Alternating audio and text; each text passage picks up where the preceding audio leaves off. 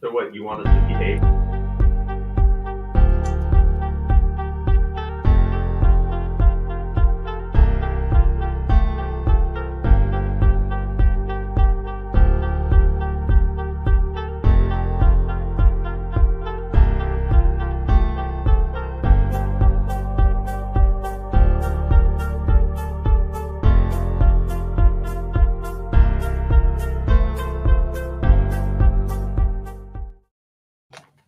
Whoa, well, I want to welcome everybody. My name is Bob Miller. This is IRGame, and we're going to be doing our live session today. And just so you're aware, we're quite literally trying out about 15 new things simultaneously. So the odds of this being a magic train wreck are in the 90th percentile range. So look, we welcome you to this, and we're looking forward to the broadcast today because we got some really great guests.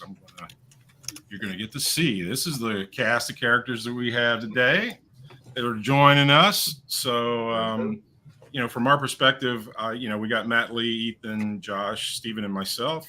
We got the same amount of facilitators as players today. So we call this the man-to-man version. Where we can each take a person, make them miserable simultaneously. So that's good. And then, but I'm gonna let our guests introduce themselves. So we'll start out. Dean, why don't you go, sir?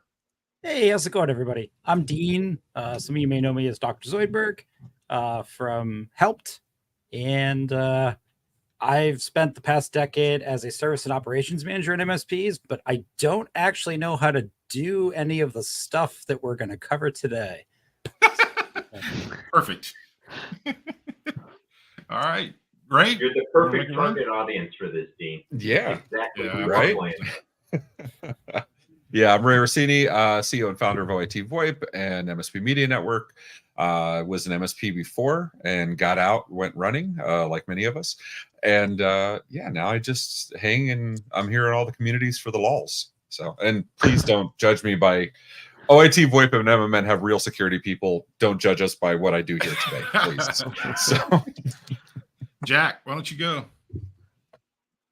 So on the inverse of what Ray said, I handle our security operations over at OIT VoIP. So if I do anything wrong, you can absolutely judge me. My name is Jack Wagner. Been with OIT since 2021. Started off as a T1, grew to where I am today. I handle a lot of our security operations, cloud infrastructure, stuff like that. So very excited to get started. All right, Amanda. Amanda Lachapelle, Chief Operating Officer at B4 Networks and one of the owners along with Bryan. Most of my day-to-day does not necessarily involve this, though I do write policies and workflows and stuff. So I have a general idea of what it should look like, but also very worried. Don't judge me. I'm not the security expert. It's perfect. So that means Bryan is. So go ahead, Bryan, go. You're No, that would be incorrect. I am also not the security expert at B4 Networks. We have staff that take care of that. Bryan Lachapelle with B4 Networks as well. My primary focus is on sales, marketing, and accounting. So, but with that said, my background is IT, and I've been in IT for the better part of 20 plus years, and have a strong influence on our team on how we handle process and procedure with regards to cybersecurity. Yeah, that's awesome. And by the way, you really do not have to have a technical background, as you'll see as we kind of get into this. This is, and I'm going to give Matt a couple minutes, which only two. Yeah, it's probably because I know it'll be 4 or 5. I'm just trying to. Okay. But the bottom line is that this really was designed as a hearts and minds episode to kind of let you see the strategy and to push people outside of what they normally think about when they're doing incident response training, right? And exercise. I think you'll see. This rubs in a lot of corners that really aren't really part of a normal tabletop exercise, but it does not require technical expertise to run. So I'm sure you'll enjoy. So Matt and Ethan, why don't you just do your little short blurb about how we got here? Well, so how we got here was Matt and I, coming up almost 2 years now, I want to say, Matt, when we came up with this, right? Yeah, it's 2. You're right. Yeah. 2? Yeah, don't go 3. I'm aged, but I haven't aged that much. Feels like dog years. I know. But we were both presenting at a conference, and the conference organizers, TechCon Unplugged, give them a shout out. They were yeah, Paco, you know, they were like, hey, would you two be willing to do a pre-day of something to like give some education to the partners? And you and I were like, what would be valuable? And started kicking around the idea, could we play a game and make it interactive? Because we've all been at those pre-days that have been boring, dry content. And Matt and I both were like, no, We're not doing that. We're not doing that. Exactly. So like, then Matt, I think it was your idea, Matt. You were like, hey, you know what really sucked was, you know, your Voldemort. Voldemort, right. Yeah, so I'll tell that really quickly story and what this is. I'll also say I got to give a shout out to Matt Topper at ConnectWise and also Tony Miller, my VP of Operations. And Dean, it is always operations. In fact, security is operations if you really get down to it. Okay, so that said, we were talking about what types of tabletops exist. And this is after this tabletop was invented, but ultimately we came up with, there's the ones that help you do your tactical, technical, like operations that go through your own plan, test things out, test scenarios based on that. There's ones that are actually technical and tactical, like, hey, I need to know how to do this. And that's more like backdoors and breaches, other things like that, that go into the technical skill sets, right? Jack, to kind of to that point, like how I do this. And then what we came up with is there's some that need to get people on board though, bro. Like parts of this is just a hearts and minds understanding of where we're going. It's, if you will, in traction, it's your VTO, right? Your vision traction organizer, right? It's the beginning of what do I want to look like? What am I looking at from an operations perspective? What's good look like? Okay, so what we did was me and Ethan said, let's take my Voldemort. And Voldemort, for anybody that is aware of that, is a company name that I will never speak again. That's why they're called Voldemort now. We acquired a small company. That small company was compromised. Without getting into the very long version of the story, anybody that knows me well has heard this. But during that part, you know, for 18 months, we had people settling with us, suing us. All the clients were compromised through this acquisition of 1,200 endpoints. And so what we wanted to do was talk about what would that have looked like if we weren't a much bigger organization that was able to support a small organization. And we simulated this. We took my worst day, some of the things that happened in it. By the end of it, every employee had quit. Every client had fired us. We had made essentially a $3 million economic impact, right? That it played out as from $1 million acquisition. You're like, how does that even make sense, Matt? Right? And so when you get down to the bottom of it, we then took that game, some of the decisions that would have to be made, and simulated a playable entity to walk you through that and force you to think inwardly about some of the things that might be lacking in your own incident response capabilities. So this is a hearts and minds game, and it really is more about kind of inward thinking and discussion. So hopefully you all are ready. I think this is going to be a fun one. I'm excited about the crew that's here. But then Ethan and I took that. What Ethan contributed is I don't math extremely well.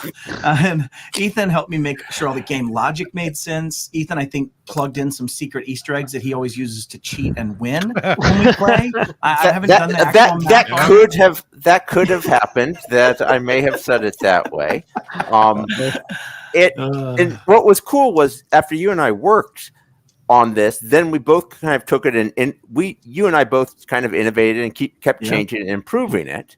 Then that's where, you know, Bob, exactly. But then that's Bob. Why don't you kind of take over from there? It's your story. You got Yeah. Well, as they were talking about, it actually was a pre-day that was being at Ryder Boone that Ethan was facilitating, and I actually sat through the physical exercise, and then while I was doing, I says I gotta take this back and run this through my MSP and teach my folks, about this, because it was really clear when you go through it that it pushed the envelope of what your normal thinking is as it relates to incident response, right? Because we've all seen those tactical exercises, and they're valuable, but you'll see. I think you guys will see as we play it. This takes you out of that zone completely and makes you think a much broader, holistic sort of view of things. So I took it back, modified it to make it very personalized for my folks, and did a manual playthrough with about 85 which is huge. I want to take a pause for a second. When you're playing this and we're talking about all about teeth, some fictitious dentist, nobody cares. When you are talking about who maybe you might have met as a spouse or dated, or somebody that you're friends with, or go to the same church with, like these clients of yours are impersonal. And Bob, what you did was brought it to your team in a way that was very personal, because it was your clients that they actually thought about and had those relationships with, and that kind of emotional connection to. Right, if that makes sense, right? So that's what I did. I replaced all the generic names with our actual customer names, and I replaced it with our actual revenue streams from those people. And so that when our people started playing the game, they were staring at faces and names that they talk about every day, all day, right? And that certainly amped up the pressure quite a bit. Well, while we were doing that, Joshua Bain, who's my chief software architect, we've been working through startups for 20 years. He said, we got this old framework that we built before. I think I could put this thing online in 2 days, right? So he said, it'll be ugly, but it'll work, right? And so I said, well, hell, if you think you can do it over the weekend, do it, and we'll show it to Matt and Ethan and see what they think about it. And so he did. He put it together, and we got it up and running and showed Matt and Ethan. And he says, well, hell, this thing is actually not bad. Even as ugly as the baby is, it still accomplishes the task. And so that's really how it started. And in January, we ran our first online game with people, and the response was like a little crazy, right? Anytime I've been in startups my whole life, so when you build something that people go nuts about, even when it's ugly, you're doing something. Right. And that's really how this all kind of started. So, and what you're seeing today is still that first ugly framework. We've got the new framework that's going to get deployed at the end of the month with some improvements on it. We hope to have the new user interface and more scenarios in it. But you guys are going to see exactly what it looked like, back in January of this year when we kind of started going through this. But that's really how that started, and that's how we got to where we are. So I am going to let our guy. Let Josh know that we want to get started, but here's I'm going to be showing you. I'm sharing my screen with you guys to kind of show you the main screen. But each of you guys are going to have a role, and when it pops up, we'll have a few minutes to talk about that. I'm going to tell Josh to get us going here. Start the game. All right. So in just a second, you're going to see it. We're going to start seeing the first screens. The way this works is it's rounds. You can think of it in terms of rounds. But in reality, what you're going to see is like the dialogue for the first day and how that all goes. So as soon as he kicks us loose, we'll see it. Come on, big boy.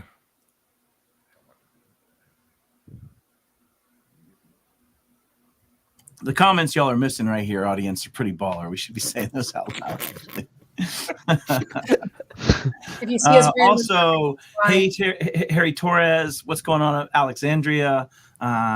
Stephen Kellogg already said hey to you in the chat. So hi, Stephen, you're already here. Hi, Stephen. Sean tells it all. Def Punk, baller name, by the way. Renaissance IT Consulting. All right, here we go. All right, let's do it. Okay, so our dispatcher receives a call that a single application is not working at Innovative Financial. It's a small investment firm. Innovative Financial relays that their system is acting strange. It's like what? A technician is asked to remote in and take a look at the server that houses the application and see if they can figure out what's going on. The client contact calls back to say, wait a minute, now our desktops aren't working. I can't get to stuff. And some kind of weird text box is starting to pop up with these instructions about Bitcoin and some ATM thing. Upon access to the suspect server, your technician is presented with what is clearly a ransomware demand note and notifies their service manager. Right? So this is the beginning. You've received a call from a client. They have what is ostensibly ransomware playing out, right? And so let's talk about it, y'all. Maybe I'm a little early on the cutover for the next part of it, but that's okay. What do y'all do? Okay. Give me a technical and a non-technical kind of answer from the guys and gals playing this. What do y'all do? What do you do first for this client? Well, I don't believe that they have ransomware because we have 20 different tools that should have told us first. So yeah, actually, you made a perfect example, Dean, of what we try to do in tabletopping, which is say we are in a experience where this has happened, and this is the reality. And one of the best things to do about a tabletop is not pretend like it won't happen, because there's still value to be gained in the what if, right, in this conversation. And I won't go into it too terribly long, but it has happened, Dean. What do we do now? But what I meant by that was that can't be possible, Matt. I have a bunch of tools deployed. This has got to be just a web pop-up. This can't be real. Okay. We now need to log in. You've made us disrewarded for that statement. We've been kicked out of the game. Kicked us out of the game. It's amazing the AI had played it. Yeah. Tell me AI hasn't taken over at this point, right? All right, y'all. Seriously, what do you do technically and non-technically, please? So if I'm seeing this happen, the first thing I'm doing is sending a company-wide message, stop, back away from your computers. IT is taking over. That's the point where I say, Jack, help. And Jack does his thing. Do you mean, hold on, Ray, let me make sure and ask a clarifying question. Do you mean to your end company? Because remember, this is just one customer. Are you saying you send that out to all those employees? Is that your point?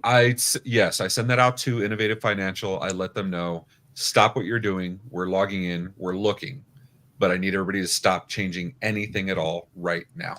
Okay, so we're getting that in there, right? So we've got people stopped a little bit. What else do we have that's a technical answer, right? And then we'll get into some thoughts on that. Jack or anybody that wants to go on the technical? Brian? Amanda? I'm going to be looking to determine scope. So Okay. I'm going to be checking other workstations to see if they have similar pop-ups. They do. They're all encrypted. They do. They're all encrypted. Okay, then we're going to check their back-end infrastructure and then see if they're all okay. Solved.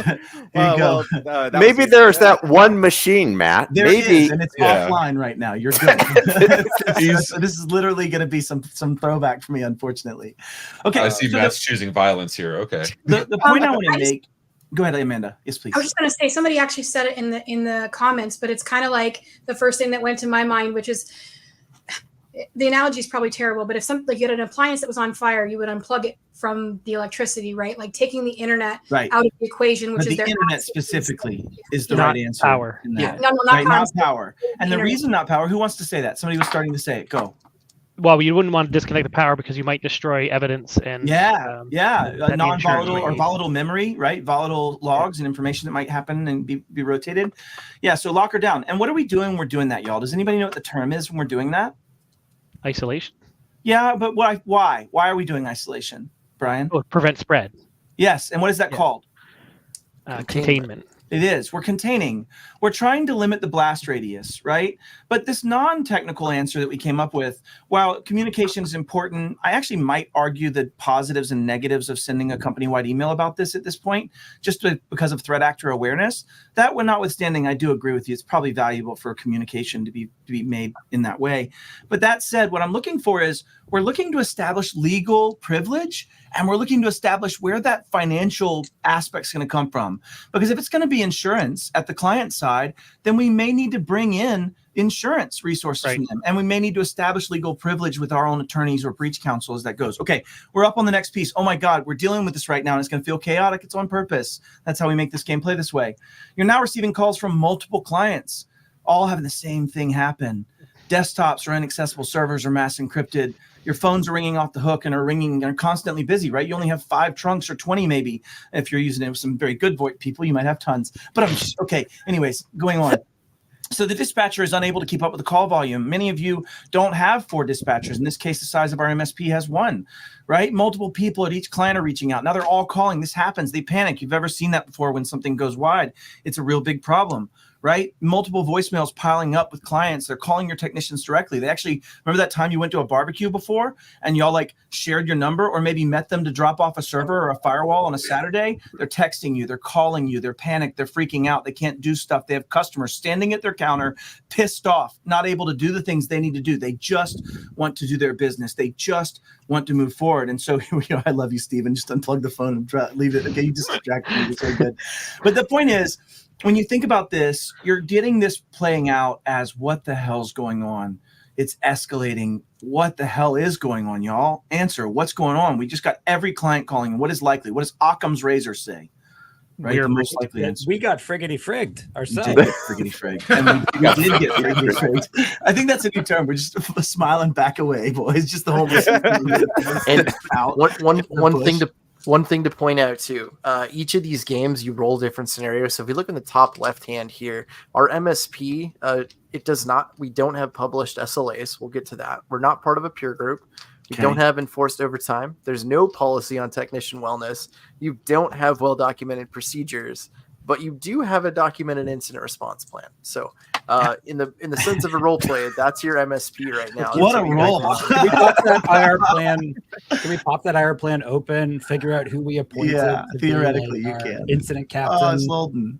I feel like you were calling out my MSP. Like, there's no need for that, dude.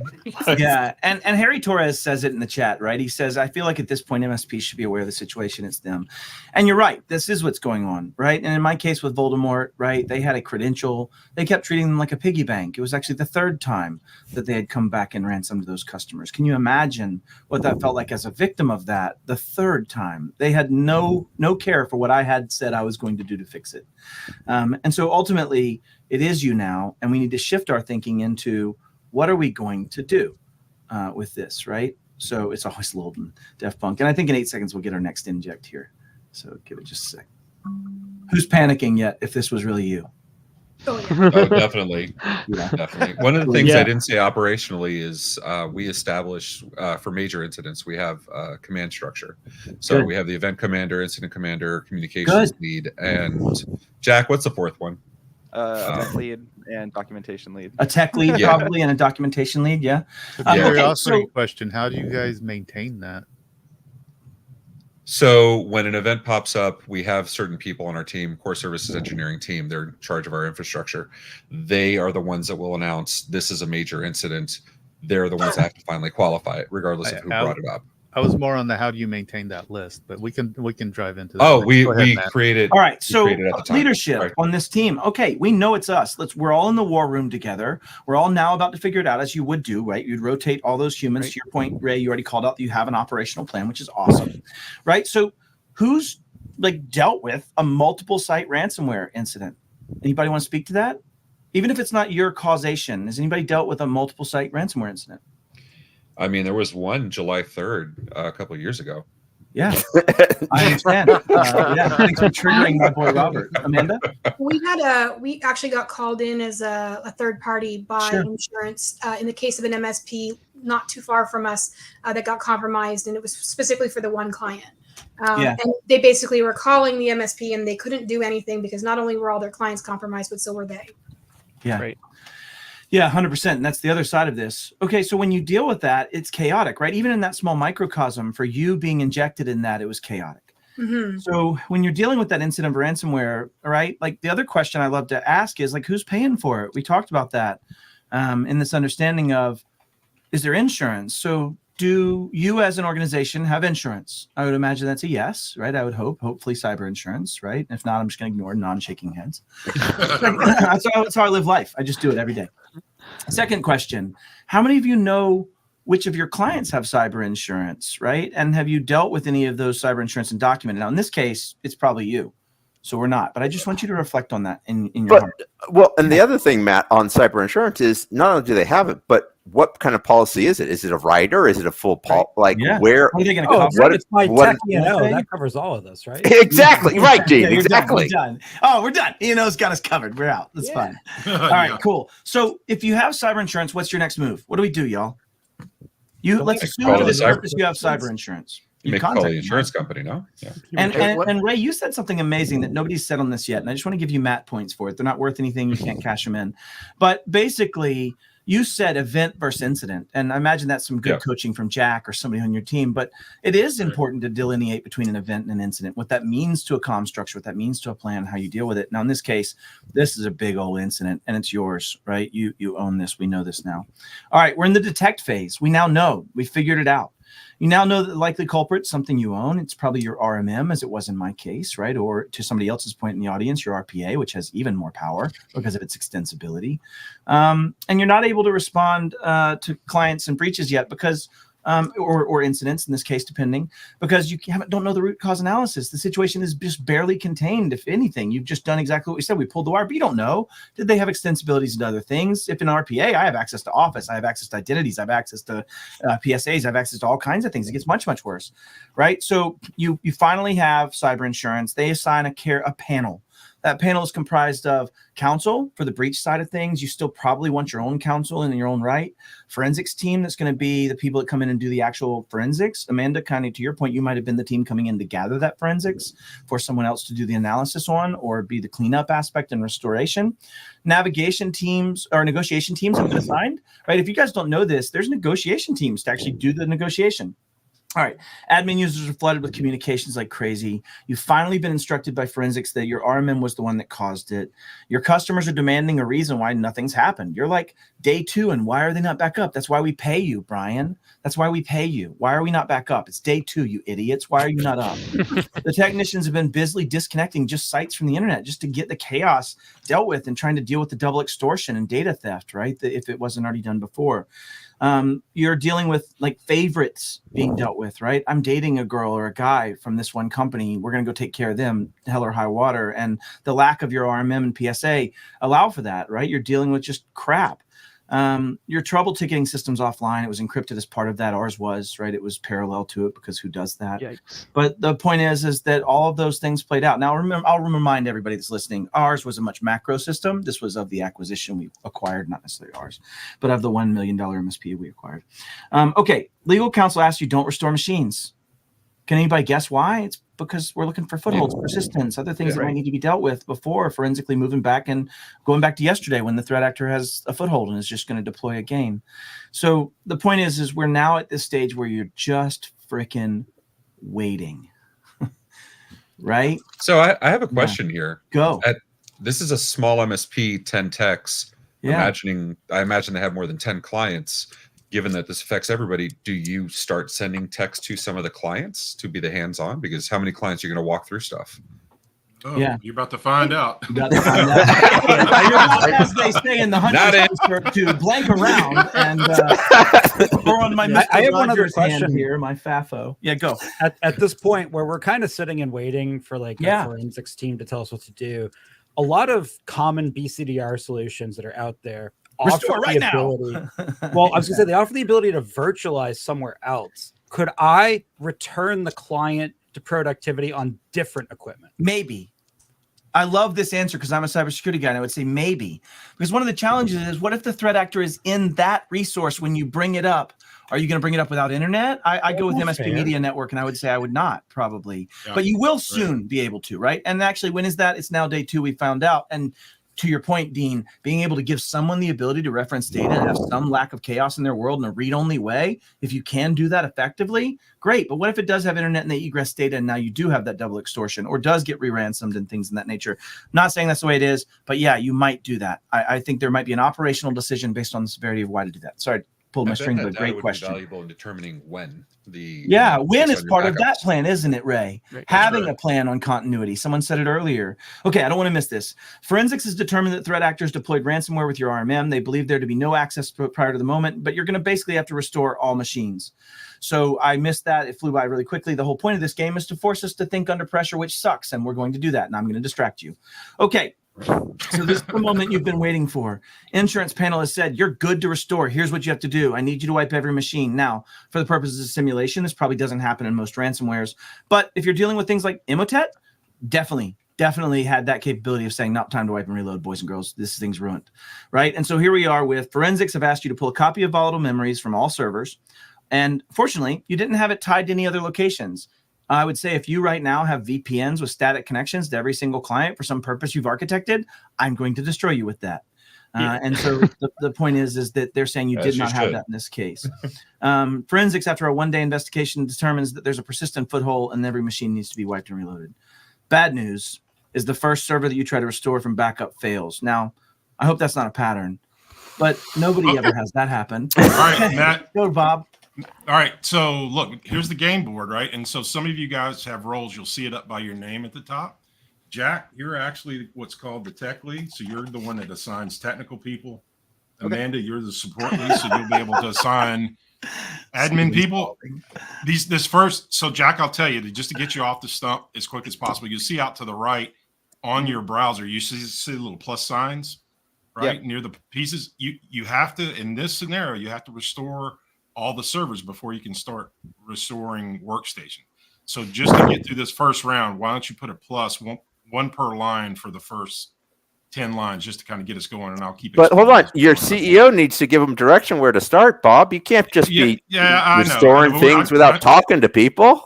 Yeah, Actually, there's no communication here. There's been no talk about that, and for me, that's the first thing I'm thinking about. Like, have we not absolutely like talked to clients, let them know what's going on? Have we done any kind of triage in terms of where we're going to start? Like, that makes me panic that we're just running in different places. I would be looking at my high value clients. So look, Amanda, that's the point of this exit, right? If you have not planned this out, if you have not thought about this, then this is the mode you're going to be in when this all blows up in your face, right? And You're I'm going to be sure in the all of mode you of, have printed out client has- financials, right? I'm sure you do with every client, how many machines they have, what kind of impact they have on your organization, what their restoration path. Like, y'all got that though. You've got all their asset It's in your. Where's that though written down, Matt? Oh, it's probably in your encrypted systems. It is, and I bet that thing's. What did they say? What's that word? It's fancy for encrypted. Side tangent. While y'all are doing this, and to further distract you, I don't know if y'all have ever seen that. I've encrypted the cat meme or a little comic. It's so good. Talks about polymorphic encryption, and it's like, hey, son, I want you to know about polymorphic encryption. It's where you destroy the data so much it could never be put back together. By the way, the dog just polymorphically encrypted your cat. I apologize. Right? And so it's just, anyways, terrible. So leadership team, what I will tell you is that although Matt is being helpful, he's doing what he's doing on purpose. So you have to manage through this. You have to manage through this chaos. So he's Bogarting. I think I have Bogarting all the time. Cut him off. What Go ahead, happened Dean. with the? I got the CEO role, and I'm a crazy person that prints things out and laminates them. So it's slightly outdated, but I have a 5-year-old copy of our IR plan laminated. Oh, that's awesome. That's something. It's not encrypted. It's not perfectly up to date. I will tell you that from playing this stupid game, what we've done is create a doomsday binder, and it has every month it has a current list of our customers, our employees, their phone numbers, the whole 9 yards. So you got 14 seconds on day one to assign resources. So he's done that. I think they're out. He's deployed all the tech resources. You did good, Jack. That's the way Other to do key it. point though is the CEO has a view which talks about how long you've had clients. The CFO role has a view which talks about the money side of things. Yeah. MRR project. And all the that. intention is to force y'all to talk, right? And communicate while I try to maybe stop you. Dean, you're the CFO in this scenario. You got that role, and your browser should be showing you when the application round comes up again. We do have to get back to this work. They can figure that out as they lose or win. So, what steps would you take to troubleshoot an initial server restoration failure? Like, it failed. All my techie people here. What do you do? What's the next step? We always know what the next step is, don't we? Try another backup. Yeah, great. Straight up true. answer, Brian. Right, That's exactly the 100%. point. What are the next steps if that restoration fails multiple times? What do we do? It's obviously still going to be the same iterants, isn't it, Brian? We're going to try different ways, call the manufacturer, talk to the vendor. Great. So what do you do? And this is the question I want to answer right now in this little bit of time we have left. Do you tell the client after that multiple failure, after the first failure? How do you communicate that failure, or do you? And I've had very different answers to this. What are y'all's thoughts? Somebody? Do you tell your client? One of the most important things to do, right? Like in an MSP, there's a risk pie that we're dividing with our client for money, is letting our client understand when they're in a business continuity lost wage scenario so they can run their IR plan, because they've probably been in a holding pattern up until now waiting for us. So I would want to somehow communicate, like, listen, like, you're screwed. This could take a week. Go your pen and paper plan. Go run your pen and paper plan. Send home all of those people that only work on computers. They're probably not going to be working for the rest of the week. So preserve your lost wages. You've taken this further than anybody else has, which means you're assuming, and correct me if I'm wrong, boys and girls that help run this, you've taken this out to an operational plan that lives in their entity, right? And I don't know that those always exist. If you were to look at some of your people's heads, they may or may not be shaking as we play this. But if those exist, Dean, you're 100% on where the future goes, because it makes it theirs to own. They made these choices. It's theirs to own. And some of those things, now we caused it here, so we get into some challenges. The other thing I wanted to unpack was, are there challenges sometimes with telling somebody after the first failure? It creates stress. They're already angry. They're already down. And let's say, Dean, you don't have one of those plans with your client. Do you tell that client, or do you try again before you tell them? And this is just something I want you to have to understand. You might have to wrestle with. Well, something I learned from OIT was have some sort of status page that indicates globally what's good, what's bad, and maybe switch your IVR or something to reference. Check this first to get a general sense if you're in the pool of people who are turbo screwed, or if you're in the party bus of people who are not affected. One of the big questions on this one is, have you ever thought about prioritizing who you're going to help first, right? Because you're going to be overwhelmed. So you've got a client list. If that happened today, would you know who you were going to help first? Well, that's what I was a really talking about smart question. triage, because you got to look priority at list. its priority list is based on, obviously the value of the client, but also how easy it would be to be able to get them back up and running to help mitigate the loss, right? So some people are working mostly in the cloud, and if we're just talking about identity, then that's a very different thing to be managing, Isn't right? it, Amanda? Yeah, good call. All right. So, side topic. Okay, for Amanda, so you hang on. go ahead. For Amanda, once servers are restored at a location, you're able to start allocating your admins to help restore workstation.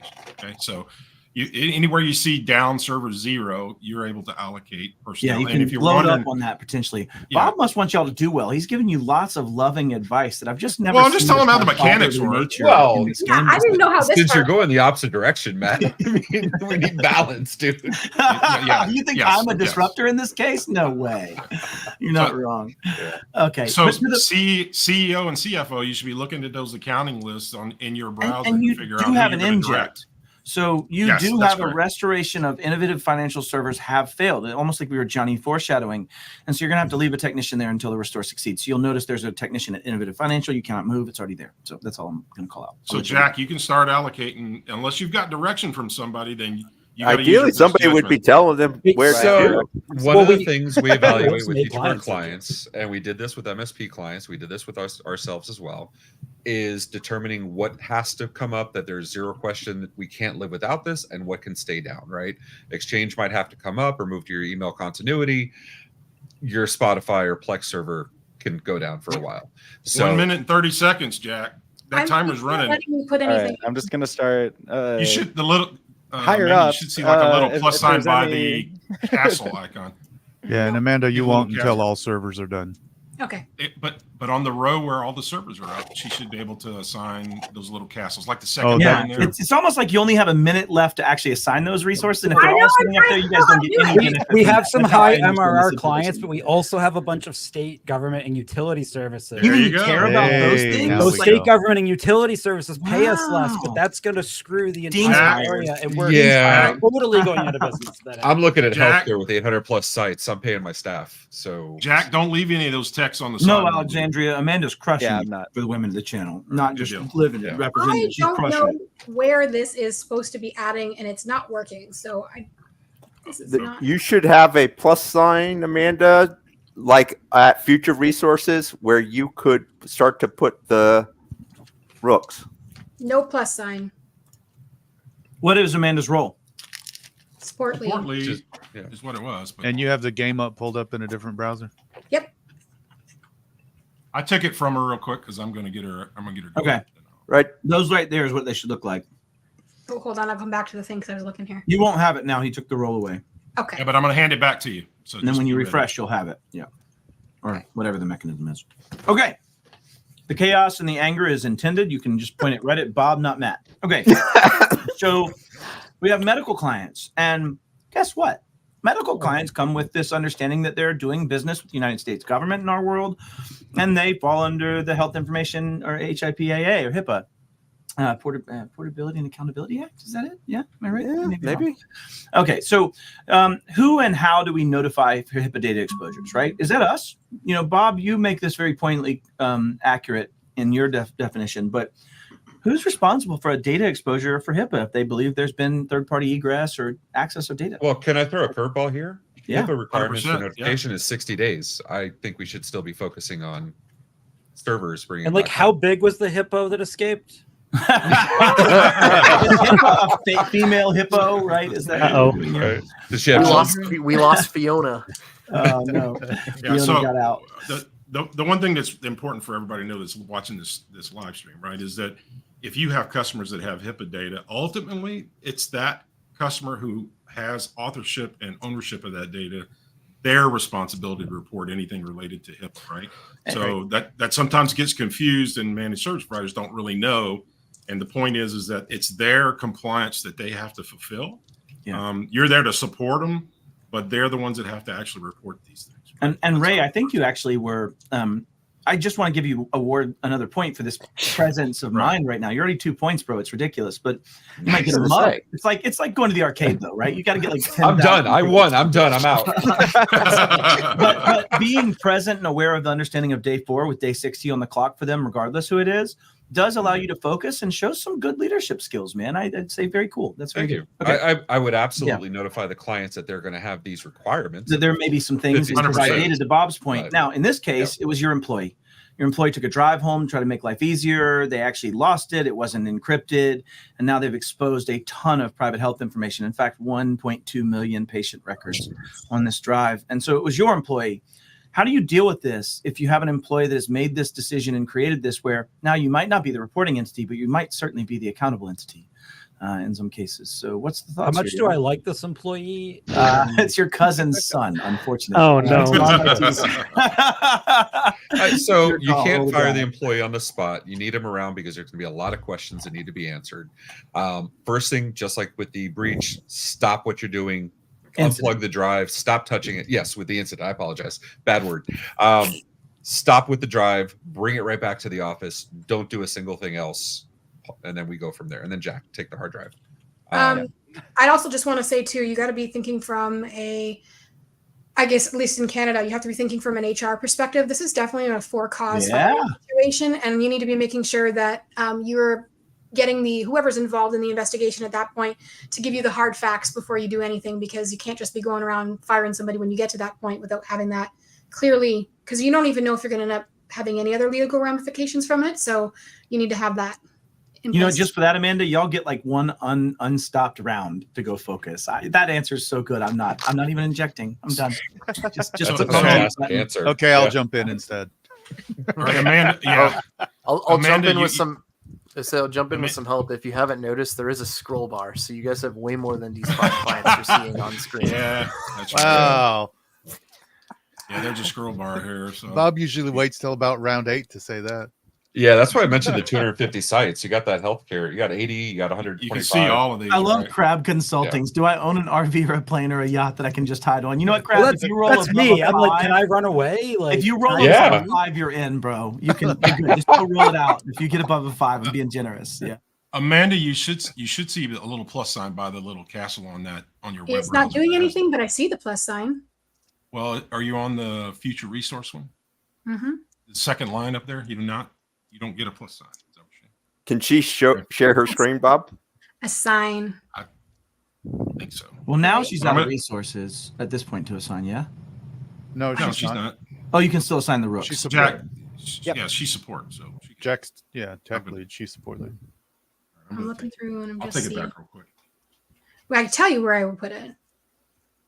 Why don't you do that? That'd be good. That'll work for now. I'd probably go with the Pioneer Clinic. Well, there's still 2 servers down there, so that's not one you can do, right? You see that column? Oh, okay, so it's got to be the servers. Servers are all up. All the servers up. Yes, all the servers are up. Then you can. And if you work Universal Law Group, because I don't want lawyers down longer than they need to be. Very good. I like that. I mean, God save the attorneys of the world. That's CYA because of your employee that took the hard drive. That's what make them happy. I put them all there for now, Amanda. Sector 1 for sure. Who was that? The public sector. Oh, what was that? Hold on. Universal public sector. Just so you know, I'm seeing on my screen all of the rooks are assigned to Universal Law Group. Yeah, I'm moving them. Okay, thank you. It lets you move them. You're calling your technician and telling him to turn the other way. They're still en route. Hang up right now. How does Dynamic Wellness have 800 sites and only 125 employees? That sounds like money laundering. I have a question about people going on car washes in this game. So like thinking in terms of like a real scenario, on sites are my highest opportunity cost engagement. I can't do something else while I'm on site. So if the people who are going on site are there for hearts and minds, can I send non-technical employees on site? You can, but you know what? I'm not going to say anything. You sure can. You sure can, Dean. Okay, so discuss amongst yourselves and answer these questions. Let's have this conversation. Under what circumstances would we ever pay a ransom, right? Like everybody says, I'll never pay a ransom. But under what circumstances do we pay a ransom? Let's go. Anybody have any ideas? When you don't have I want to ask real quick. Yeah. You had Amanda's right. you had a bank in there. Yeah. Does the bank have notification requirements that are shorter than those 60 days? It's a great point. It depends, right? Where that data is and what data it is, right? Because a lot of those systems are third-party systems for the bank themselves, right? So they're using third parties like Fiserv and others in that regard. So maybe, but great side tangent that we could dig into. But if we do, we can't answer these questions. So we're going to dig into this. All right. So under what circumstance do we pay a ransom? And Amanda, you started to say it. If we don't have backups, right? Yeah. You were heading down that path. That when you are physically forced to. Okay, what else? Let's anybody else think of one? I know one that we've done. The cost of paying the ransom would be less than what they're going to lose unfortunately over the course of the next week. Yeah, sometimes that's the reason, man, and we're just straight up speaking to it right now. That is the reason. What if you have backups, but the data has been exfiltrated and they have proof that it's been exfiltrated? Yeah, that's another one. Double extortion, right? That's the reason. In fact, in my case, when this actually happened, it was 2019, but before real double extortion started to really play out in late 2019. Okay, so what are the problems with paying the ransom? Does anybody know? And nobody that's from that's a lot of ransom. Are super, ethical and will always do exactly what they say. 100%. Never seen them fail. They always do it right. They're good. I have no idea how to buy Bitcoin. Sure. What's the reason this might be a problem in the United States? Anybody? Well, you have restrictions on when you can pay and when you can't pay. Why? Right? Aren't there laws that say you cannot pay in certain situations for certain? Yeah, it's also like based on where the people who are having the ransomware are located too, right? So if they're in a country where there's, I don't know, embargoes or whatever the right word is. That's exactly it. It's OFAC. Yeah. It's the Office of Foreign Asset Control. In the United 100%. States, if you pay an actor that is on the OFAC list, you could be committing a felony and treason in its own right. Yep. There's some very interesting things. It's just like paying a terrorist. It is just like paying someone that is on that controlled list. That's why you can't send money to North Korea when you're using Western Union. Can't? Ask me how I know. I mean, and I have another concern here from a business perspective. Yeah. If you have the incident with your access with Alex several clients, with several clients, then that ransom could be not one ransom. It could be 15, 20, 300 ransoms. Yeah. That's a big nugget. I will tell her myself. I had to pay the ransom in our case a few times. We had 6 different instances where we did. Some of them were backup related, and some of them were because we needed the forensics to prove that the actor was the actor. And so we needed the key to get some of that stuff that had been encrypted.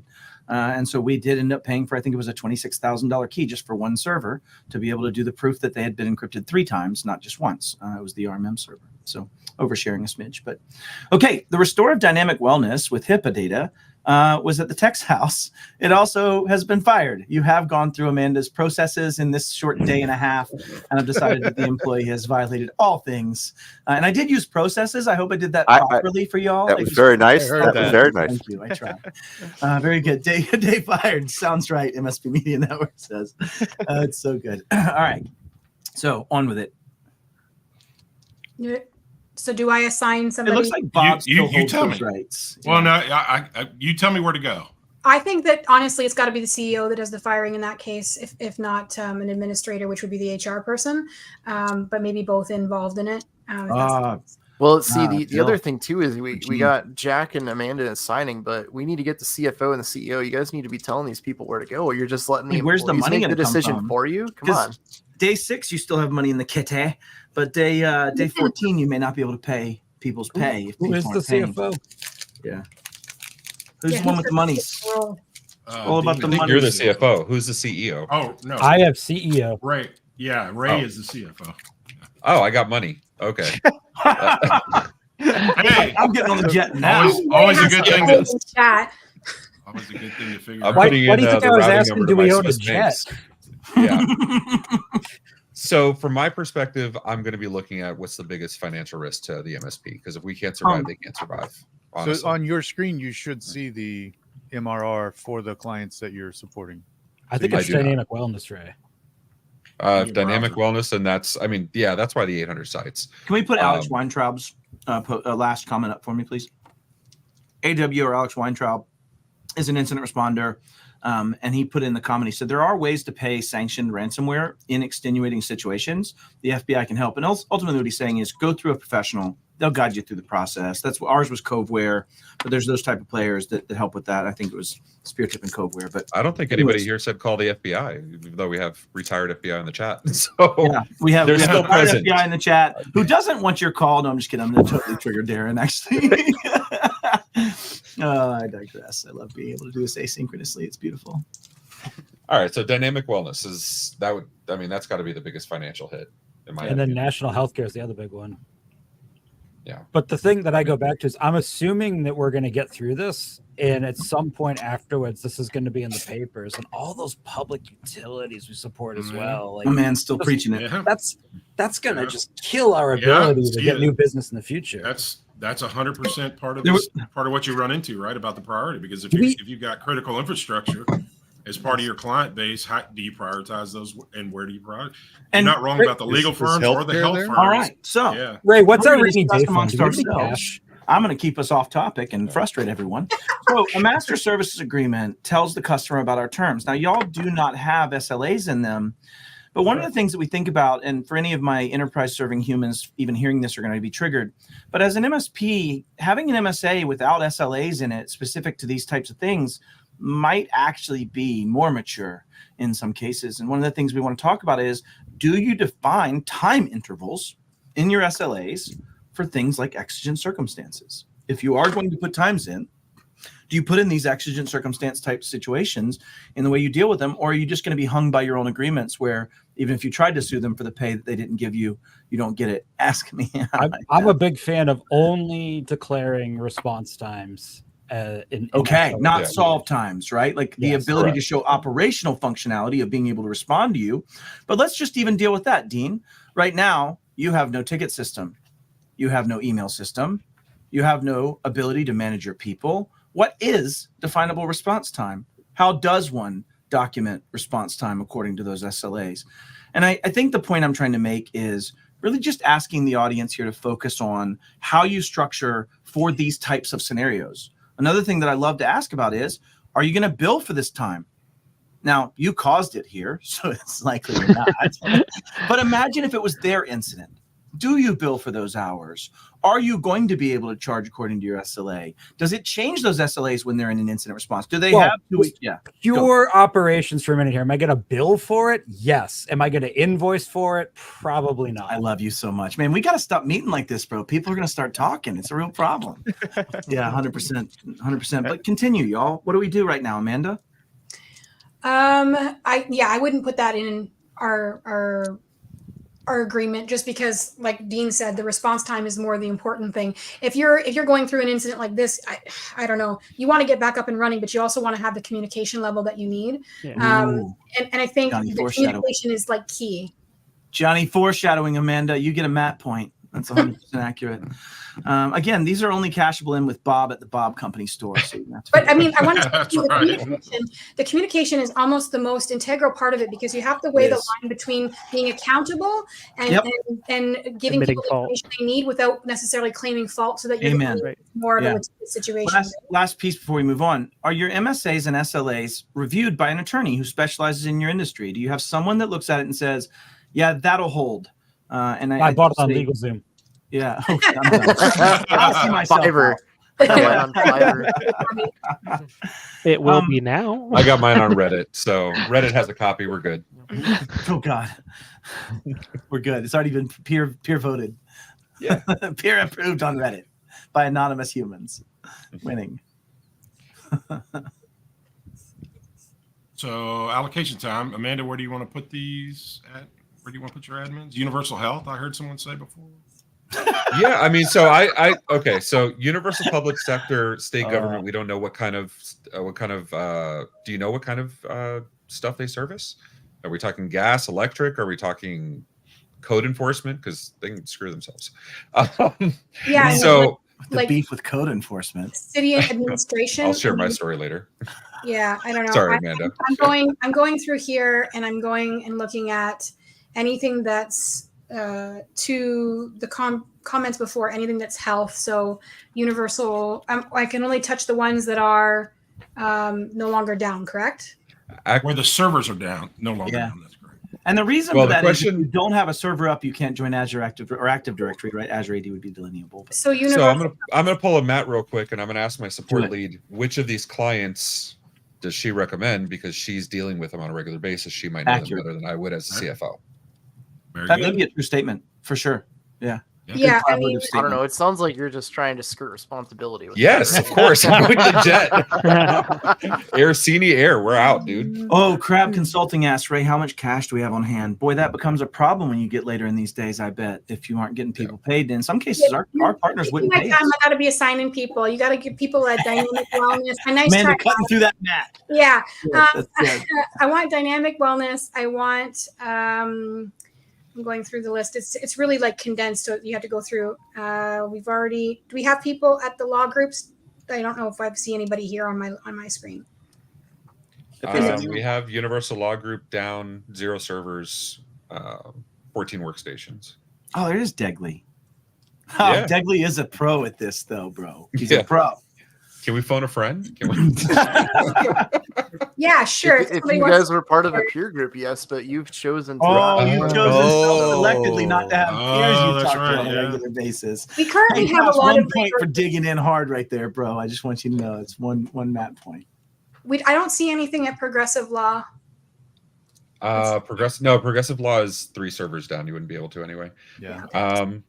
So you have innovative resources, oil and gas. Because of the fact that they're in oil and gas, I would treat that like critical infrastructure, and they have 0 servers down. I got that one. Let's go ahead with that. And this is where the context would matter, right? What if they're oil and gas, but they're actually just on discovery, and that's 5-year like project inside- stuff versus delivery, Yeah. right? So you can see that Right. being delineable. Amanda Which would is- need to help you with that as a Exactly, which is what pseudo- support we have would like know. any account So I can invent managers whatever I on want, staff? right? Yes, you can. Yeah. Okay. Good. At least within this game master's willing. The other thing this points out, though, is Go ahead, Steve. having that prioritized list ahead Yeah. of Helps. time. And it's before you- defensible. Even if it's wrong, it's defensible. But trying to do it during the incident is insanity. Not a good idea. It is. Yeah. I would right. like to say the window needs to be wider so I can see more clients at once. You can see, like, Nope. That's That's part on of purpose. design. Do we It's part do of we have any design. sort of like account Okay, so- manager? I took a I'm going to screenshot. keep so- going. All right. salesperson So on staff? discuss amongst yourselves this statement. Our techs are still busy constantly, right? You're now dealing with that, and communication with the customer base has been spotty. To Amanda's point earlier about how critical it is. Who has dealt with a situation where your techs are all swamped, a Brent nightmare, and you can't respond to inquiries? Server 2012, Nick going down. Sorry, just kidding. Who's dealt with this before? Let's go. Where you can't determine priorities. Is that was Where the you're question? just so we overwhelmed that have. you can't. Yeah. We had an incident at one of our clients just right after we took over them, and the support team all the time. It's a mix of there was nobody to talk to them, but also they're so under the pressure of dealing with Yep. what's That they're going on. fighty and angry. Yep. And I feel like that's the opportunity to have really good communication between. To Ray's point of what he was saying earlier of having somebody who's like appointed in that role to do that, but also as a CEO, something that I would probably get involved in, like Bryan would get involved in terms of communicating with the client. Well, and let's tackle this. Jack, you had said, and I'm going to make you speak now, buddy. Sorry. Yeah, But that's Jack, you had said earlier about comms and having comm plans, and Ray had alluded to the fact that you have a escalatory kind of like different type of event manager and all that. How do you handle communications in a situation like this? What's the best practice? So the biggest thing is that we want to standardize a response and work with anybody that's handling communications to make sure they're all saying the same thing. Yeah. We don't want to like make sure. Yeah, we want to make sure that nobody is Garrett, I love you. misconstruing the situation. Yeah, Garrett's our. He's our Yes, technical services manager. He's well trained. Yeah. You know, Yeah, one of the things I'll add to that, and just for the essence of time, is I think in my mind, perfect is everyone knows to reference a comms page or an incident page, and everybody that takes a call takes an and says, "Hey, we have that on our incident page. Please read. It'll be updated quite frequently and say the time." And even if that updated every day or every 2 hours or every 4 hours or every whatever it is on the cadence is no news to report, customers are still being restored. We will let you know based on queue and priority. Is an update. And I think the point is, to your real point, Jack, is getting congruity in that is extremely valuable. And The scrap consulting also said something about having like the non-technical people in your organization involved in being able to answer questions, Yep. even to point people to the right place so that it's a human doing it. Yep. I like that idea. I wrote that one down. As long as they have what the you right. want to do Separate- though is give them comms yeah. cards. Yeah, yeah, Right? exactly. You want them to Right. have So- what to say. Yeah. Okay. Right. I'll So that's what I was going to say. We do that when there's a major incident. That's the incident commander's job to Amen, the brother. entire staff knows. Do not say anything. The incident commander will craft the messages. Right. The That's right. communications lead's the one putting it out, and they have every message has when to expect the next message. Yeah, that's so good. Every single one. Yeah. Yeah. Yep, I actually that's had a a law office that was their website had been compromised for a DVD or a drive-by download, and I found it in their infrastructure, and I called them, and the girl that answers the front desk goes, "Hey, yeah," and I said, "Yeah, I'm a security researcher. Someone's attacking me with this, website, and oh my God, we're in the middle of a breach right now. In fact, everybody's back in the back room. Do you want me to transfer you?" I'm like, "No, I probably think that'd be quite not well received. So no, I just want to tell you, it's not solved anyways." But the point is, they weren't given comms cards, Where do not you- just straight up say breach to every customer. Might call in. Yeah. Amanda, where you want them? Universal Law Group. Got it. I love Degley's just nihilism about the situation right now. He's like, "It's I'm gonna go with Kobayashi You're screwed." Say that again, Amanda. I couldn't hear you. Dynamic shipping. Dynamic shipping. Okay. I'm gonna And put two. then- They can clear 2 workstations around, so I'm putting 2 there on each one. All right. Yeah, and then global hauling as well. Yeah, how close is it to a start of a month? Great question, Crowd Consulting. Well, we're 8 days in, and as a CEO, I'm starting to get a little freaked out talking to the CFO about getting paid. Bro, the next billing cycle. So, 100%. are we at July 1st where I've got 30 days? Yeah. So panic? as the CFO, I've already contacted our financial contacts to get lines of credit in place. That's awesome. Before this or during this, you mean? Because if so, I had the relationship prior to this, and Okay. during this Is that to a make real sure life we can- answer, Ray? In which case, I'll That is a allow it. real life answer. I love Yes, you it's very real much. life. Good. And that is important. You do need to think about cash flow, Dean. In our case, right? Some customers said, "I'm not paying you till this is done. You bring me back to whole, and if I even make it, I might consider paying you during this time." That's a You cash need- flow challenge. Which You need the text. Amanda, just want to make you internet aware, real we have municipal services, 0 servers down, 52 workstations down. Let's local go with government. that. So that's what I'm trying to Well, prioritize right now. Is I'm Well, I trying wanna to. see I what think you- all of our servers should be back up for the most part. There's one, I think, with Yes. 2 that still need to come up. But now I'm trying to prioritize workstations. Yes, that's right. Because your techs can do 4 workstations around. The admins can do 2. How many more texts do I have that I can assign right now? Premier Hey, Medical. you're out. Oh, that's unfortunate. Our techs have been under an extreme stress Oh. now, right? We're day 8, like a day 8, not day, 5 days here and then day 8, no stop, no break, 247, every minute, continually thinking about it, home and stressed, family life sucks, time at work sucks. People are there, they don't own it. They're not you. They're just there. They're getting kicked in the teeth over it. They're being told how horrible they are. What are the key signs to look out for when it comes to burnout? This don't is why have I'm asking. on wellness. This is why I'm pinging, meeting daily with Amanda at the end of the day and Jack to find out how the teams are doing. Yeah. To I make sure if actually we have would to be swap out on them the out. floor too, walking around and just checking in with people and making sure that they have what they need and that they don't have any questions, that I could be helping, asking them what the mood is of the people they're talking to, and just in general, even if I know the information. No, I would not do a pizza party, by the way. That's the worst thing I would say. And that's different. You don't do that as the solve. You do that as a cherry on top. But in general, just that communication where you're able to hear them out, where they can vent, where they're not having to be client facing is important. Yeah, 100%. And making sure they're eating more than candy bars.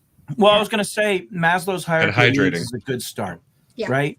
Yeah, Maslow's bring is a good food. start. Make them feel sheltered, make them feel protected, make them have food, make sure they're taken care of and sleep. Those things matter. Okay. Yeah, Brittany I'd also be pinging this. Distributed frame photos of Matt bringing Leaf's the dogs.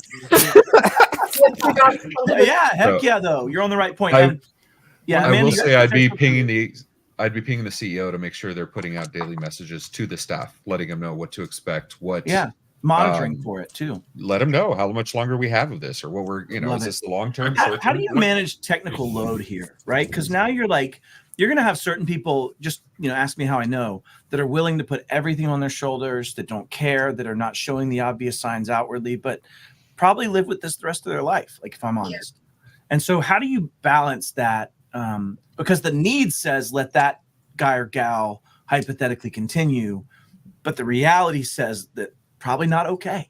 Right? No, Like we've there's been some in this downside. with downtime before, and we have a part of our policy to rotate people in and out. It's important to keep somebody on for continuity, but at a certain point where it's a breaking point for people, so we have them switch out in the case of downtime. So I would be looking at things that way as well, and making sure that they're not the only ones dealing with something always. If that makes sense. Like, I know we're not in a peer group, but like I've got to have at least one other MSP friend. Could I just promise them insane amounts of money later? They lend me a few people. We're gonna get into that. It's like watching one of those infomercials, and we're gonna get into that. Yeah. Let me contribute one thing. After going through this, the one thing I did and adjusted our policies is that I bring in third-party help right off the bat on this thing. I work through the incident response folks and get somebody in, and I save my people as much as possible for when all of this is finally restored, because when it's all over with, you got to start building trust with your customers again. If your people are so zapped that they can't even see straight, then you really haven't gained anything. And by the way, from a reimbursement standpoint, you can be reimbursed for people you bring in to help you. You're not going to get reimbursed for people that are yours that you. Ask me how I know. Yeah. National healthcare. The time's going. I can't ignore it. Well, and you lost 2 technicians, unfortunately. I saw that. They quit. And this is reality. As we went through this, people said no. Nope. You want to assign Amanda? You want to assign me to that? I mean, I can walk around and restore desktops. So that can't be that hard, right? I think you have to assign yourself, Dean. And then Premier Medical. All right. And did you hear the first one, which is dynamic wellness or national healthcare? Sorry. That's the one I just got down at the bottom. National healthcare. Yeah. All right. And what was your second one? Was Premier Medical. Also, Dean, you did assign yourself to the site, right? Hey, congratulations, you're on the site. You're the purpose of role playing, you now can't help. You're not at the office. You don't get to see any of your financials. You can't give any direction. You're siloed at that site. Because I'm hiding in my car in the parking lot. Well, to Dean's point, as long as comms are handled and the leads are taking handling things, Amanda's keeping track of what's going on, Jack's taking care of the technical side, all these sites that are already resolved, I'm starting to send somebody in executive management to schedule time at least to do some of the this is the aftermath, how can we help? I don't need anybody else to assign, right? We're pretty clear. I put 2 on Premier Medical and 2 on Universal Health. Okay. And I put the extra one I went ahead and put on Universal Law Group because they only have 4 down, and we could actually get them done. Almost in 2 rounds. We could get them completely out. Right. Looking at that though, you're already down 2 techs. With that, you already had to fire 1, so you started with 10. You're down to 6 now. I guess in the CEO role, do you think where's the best spot for him? Is it at the clients, or is it in the office helping with the remainder of the team? I love where Brittany's headed. That was what I was thinking too. I don't know. I kind of feel like at the time the team is the absolute most important part, because you can't get any of this stuff solved. And I mean, whether or not you're going to get to keep the clients is not something that is known right now. Just being able to solve the situation in front of us, that's where my head would be at. I want Amanda on my team. Yes. Just straight up. Yep. Can't have her. That's Brian's instead of response. No. It's a response. Okay, so now we're talking about when you're dealing with an MSA, and one of the things that we came out before with this conversation is that you might need to have things in there for this. But when it comes to your statement of work and what you're dealing with the clients, can you imagine how much work this was? I paid overtime. Somebody said we got that sweet OT money, right, in the chat. It was actually Garrett again. But the point is that, we did that. We paid overtime. We had people fly from different states to come help out. We added that over. And guess what? First-party payments are not always paid. In fact, our $1.28 million insurance claim, $1 million of it was denied.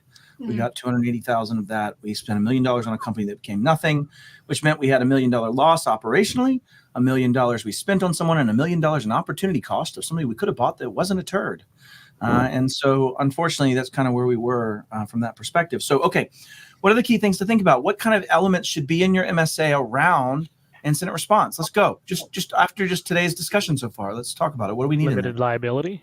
Yeah, limited liability of what's causing what's there. Sure, that's important. What clear, else? Clear indications about that, the whole idea of response time versus resolution time.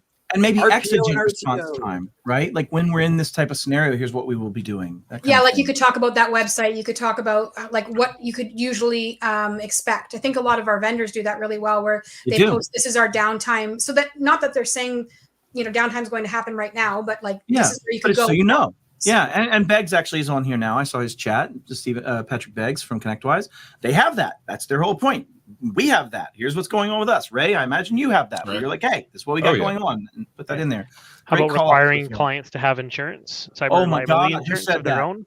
I'm out. Brian, you take over. Here's the mic. Done. I think it's important these days for every client to have their own insurance, so that their own insurance will cover their losses.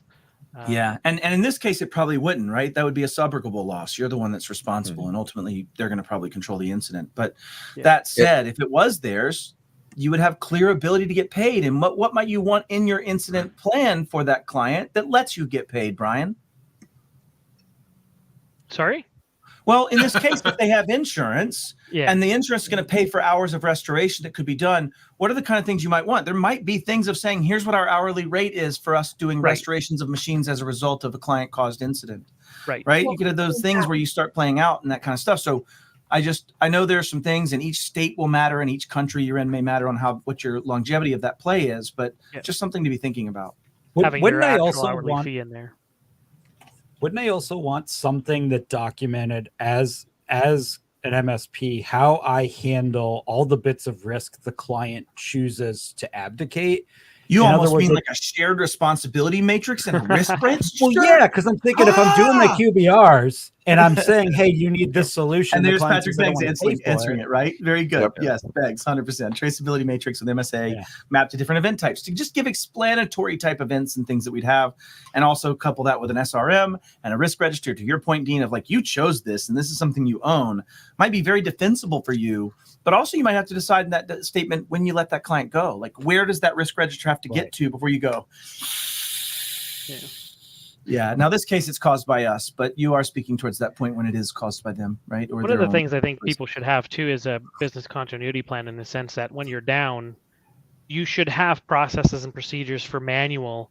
Like, how are we going to handle, not like, yes, we protect ourselves and we set everything up so we're never breached in the first place, but it's going to happen. And when it happens, here's what we're going to fall back on. And having that in your MSA might be a good idea, saying that you're responsible for putting in place some form of continuity plan when the inevitable happens. And if not, then this is the outcome and decision tree, right? Like, at least stating those things. Because a lot of dollars could be mitigated if they just had manual processes. And you just keep stealing these match points, man. You got to be pushy with asking that question too, because business owners will hand wave that away. How long could you have no internet for? Oh, I'd be fine for weeks, but then when it happens after an hour, they're $250,000 in the hole already. What do you think? Which is why you're might be documenting, good at. I'm out of time here. Premier Medical and Dynamic Wellness still. Got a minute. But I got national. We just fire them national as health clients? care, Yeah, national healthcare too. dynamic wellness. I got that one. Who Poor was the Bob's premier been medical? pulled right into playing. I want to bring this in, though, Dean, because you actually hit on something really valuable for everybody here. It is all about how well you make them feel that, isn't it, Dean? How much more motivated would you be in this scenario after this exact walkthrough to do the things that need to be done than had we not done any of this to set your soul up for this? And that's what I like to call these. These are really meant to put you experientially in this to go, I'm in the right frame of mind to make that decision. Now, it's not meant to scare people. It's just meant to make people think what could actually happen and play through it.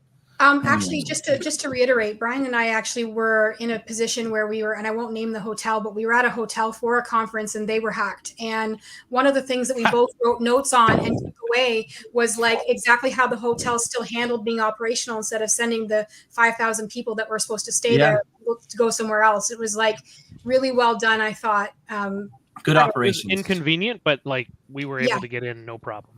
Yeah. And it's important for your clients to know how they're going to do that, but also for you to know, Cough, which cough. is why we But talk also about. have those stories, like have those stories where you can point to other people doing those things effectively so that they could understand how that would apply to them. To Amanda's point, Oh my that's God. I avoid. You know, Dean's heard me say this. Every opportunity, every incident is an opportunity for a positive. This is where I get to cut right? y'all off on purpose. Okay, so when the work involved in an incident, and the whole point of this is to make y'all stressed and not be able to stay on a topic, just like you would be in an incident. Okay, so when the work involved in an incident exceeds your resources, you have to get innovative to be prepared, right? You have to be doing those type of things. Who's ever assisted another MSP? Someone said this earlier, Dean. I think he said, "Hey, man, can I just call my boy down the street or my gal down the street?" Right? And so talk about that a little bit, Dean. Go. So many moons ago, I'm going to get some hate for this. My original MSP, we were in Robin Robbins, and Robin Robbins had peer groups. And so this small peer group we had of MSPs distributed. And anytime you get peers together, it's a good thing as long as you're sharing and learning something from it and understand the context of it. So hopefully nobody's giving you hate over that. So, all right. Real quick, Amanda, you're in a tiny little peer group. You just got announced, added to the board back in May, right? MSP Geek, one of the best peer groups available. Yeah. So we had a core group of MSPs we trusted.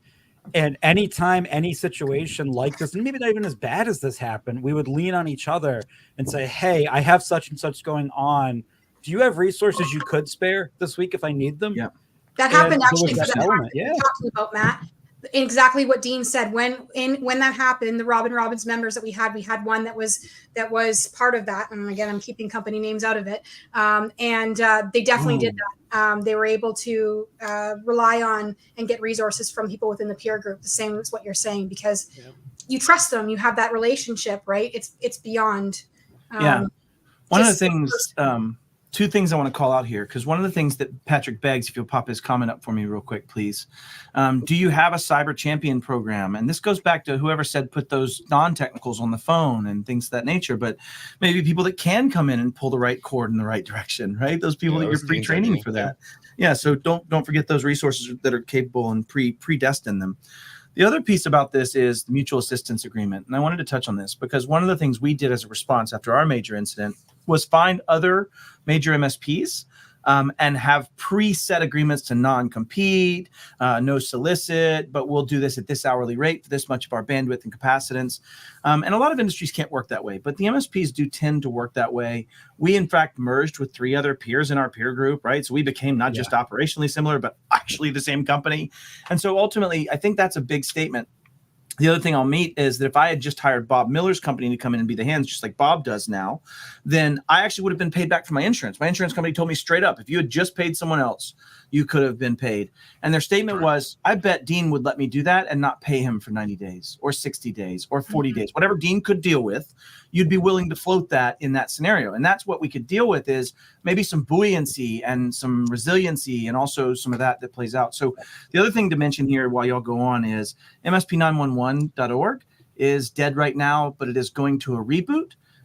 Myself and Robert Chaffee have spun outside of CompTIA, and CompTIA is going to actually help sponsor the entire thing to give us way more flexibility to help people in an incident like this and create that protection for entities. And so look for more things to come soon around that legal envelope and protection that might exist. So, you could also use, and I'm not saying this as an outsourcing vendor, you could also use outsourcing vendors to maintain normal business continuity for the stuff that isn't on fire. So that you could focus 100% of your resources on what is on fire. Well, and even maybe Johnny foreshadowing, these customers might start coming back online and you might have to support them. Anyways, let's not say that happened during this. But all of this takes preparation, right? To be in the middle of this without having taken any of the steps. You need to, and the advice I give partners who I talk to is you need to pick one thing and do it. You can't, you'll get overwhelmed by trying to boil the ocean, right? And so take that one bite of the elephant, whatever metaphor you want to use, but start taking notes on this. Bob, I mean, I've been impressed to see how you continue to innovate your plans every time basically we run one of these games. You come back with here's something else I can take back. And okay, I got to assign resources, so I'm cutting this here. Universal public sector and Pioneer Clinic. Do I have more than that? Because I'd like to also do municipal services. I can put one on Pioneer Clinic. You've got one. I put one on the wellness one that you were working before. Healthcare, National Healthcare and Dynamic Wellness. I put them on there. One each on there, and then I just put one on when you're talking, but we have 2 more. So where do you want? Universal public sector, you got one on that? Universal public sector. No, I don't. But all right. You want 1 or 2? 2, and then municipal services. Well, if we leave them on universal healthcare and. Or we're number out. Okay, that's fine. Yeah, we're numbered out. Yeah. Okay. You guys are rolling good. No client has fired you guys yet. So that's wild. This is ridiculous. This is changing. I think. Yeah, I think. Well, this is a strategy. This is a strategy that I've seen more and more teams play. Is that they at least touch everybody in some way, right? And That's so what I'm trying to do. in doing that, it lowers the probability of you getting. The touch. By the way, in real life as real. well as this game, it keeps you from being kicked out the door. We did design that way, right, Ethan? In the very beginning, was that you get penalized. I believe we did. Yeah. Oh yeah, you get the hell hammered out of it. Yeah. But if you think about that in real life, if you go to a hospital, they triage everybody. You might be waiting hours for actual remediation, but you know you've been seen, and there must be a plan in place, and that can be very powerful. That's right. Huge. It's all about communication. Braid, we've run out of money yet. Should I Hey, y'all, I confirmed with MSP Bank. We're good. Hey, this is Dagley from public sector, and you know we've been down for 11 days. I think we need to discuss our terms of agreements, and I'm at the point that I'm going to fire you. You know what? I don't even care. Get out of my life. Stop calling me. You know, that call didn't go to the support desk. We can't count it for the SLA. Sorry. Wow. Oh, that's too good. I love you, Degley. Yeah, that was killer. That was awesome.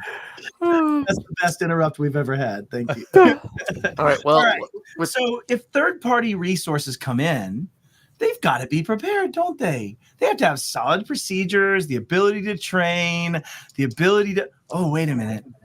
If you bring on people, they don't know what they're doing, you're actually maybe doing yourself a disservice, aren't you? So how do you ensure that procedures are documented in your own organization? Somebody touch on that for me. Ooh, that was definitely so an Amanda. literally we encountered this. Everybody bows to Amanda except for Dean. I just want to know the dynamics. Question, because I was reading something in the chat. I'm terrible.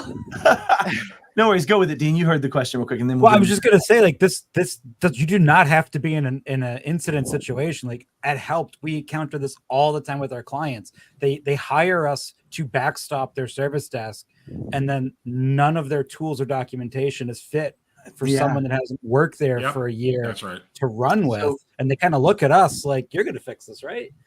So, Amanda, the question is, how do you make sure documentation exists so that if you did hire a dean to help out as a bandwidth, how do you do it? Like, how do you make sure it stays up to date?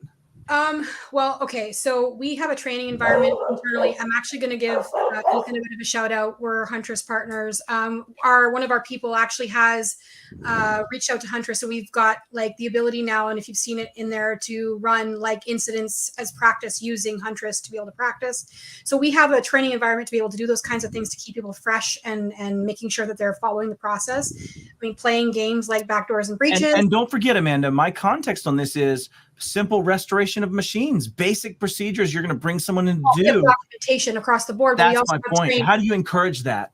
Well, we have training. We have like documentation in general is something that's driven a lot by both the technicians and the leadership at our particular MSP. I don't know if that's true for every MSP, but for us it is. We have like approval processes to make sure that it's vetted before. So you have a change management control? Holy hell, listen to this. Yes, we do. Points for Amanda. My documentation system, I want it to be clean. I want it to be that exists, right? So that we agree with, right? So we have people that are involved in making sure that that happens. And you know, will I say it's perfect? No, but it's a living, breathing thing that we check up on and make sure that we're keeping up to date the way that it needs to be kept up to date. Yeah, everybody's responsible for making sure that if they see something wrong with it, that they let us know. But also, we have a primary person who's responsible for pretty much every part of the documentation with the tertiary or secondary and tertiary, and everybody has to be cross-trained on different. That's roles. Awesome. That's how we went with it too. Okay, I want to tackle some things while y'all do your thing.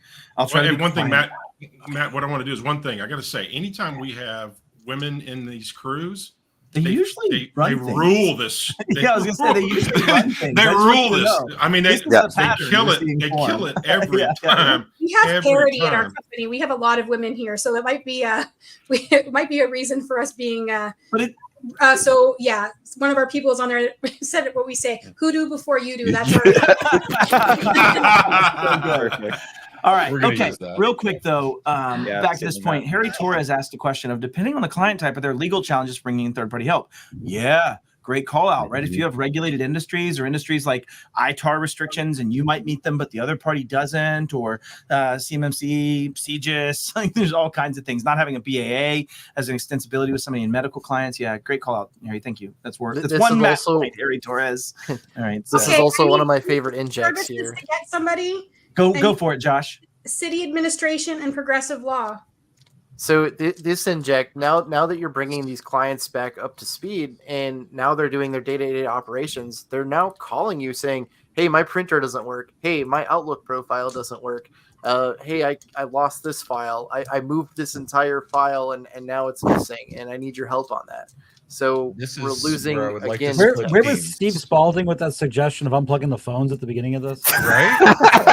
So this is where I would go to Amanda and I'd ask to consider splitting off teams into the one still handling the incident and one's handling the aftermath of the cleanup stuff.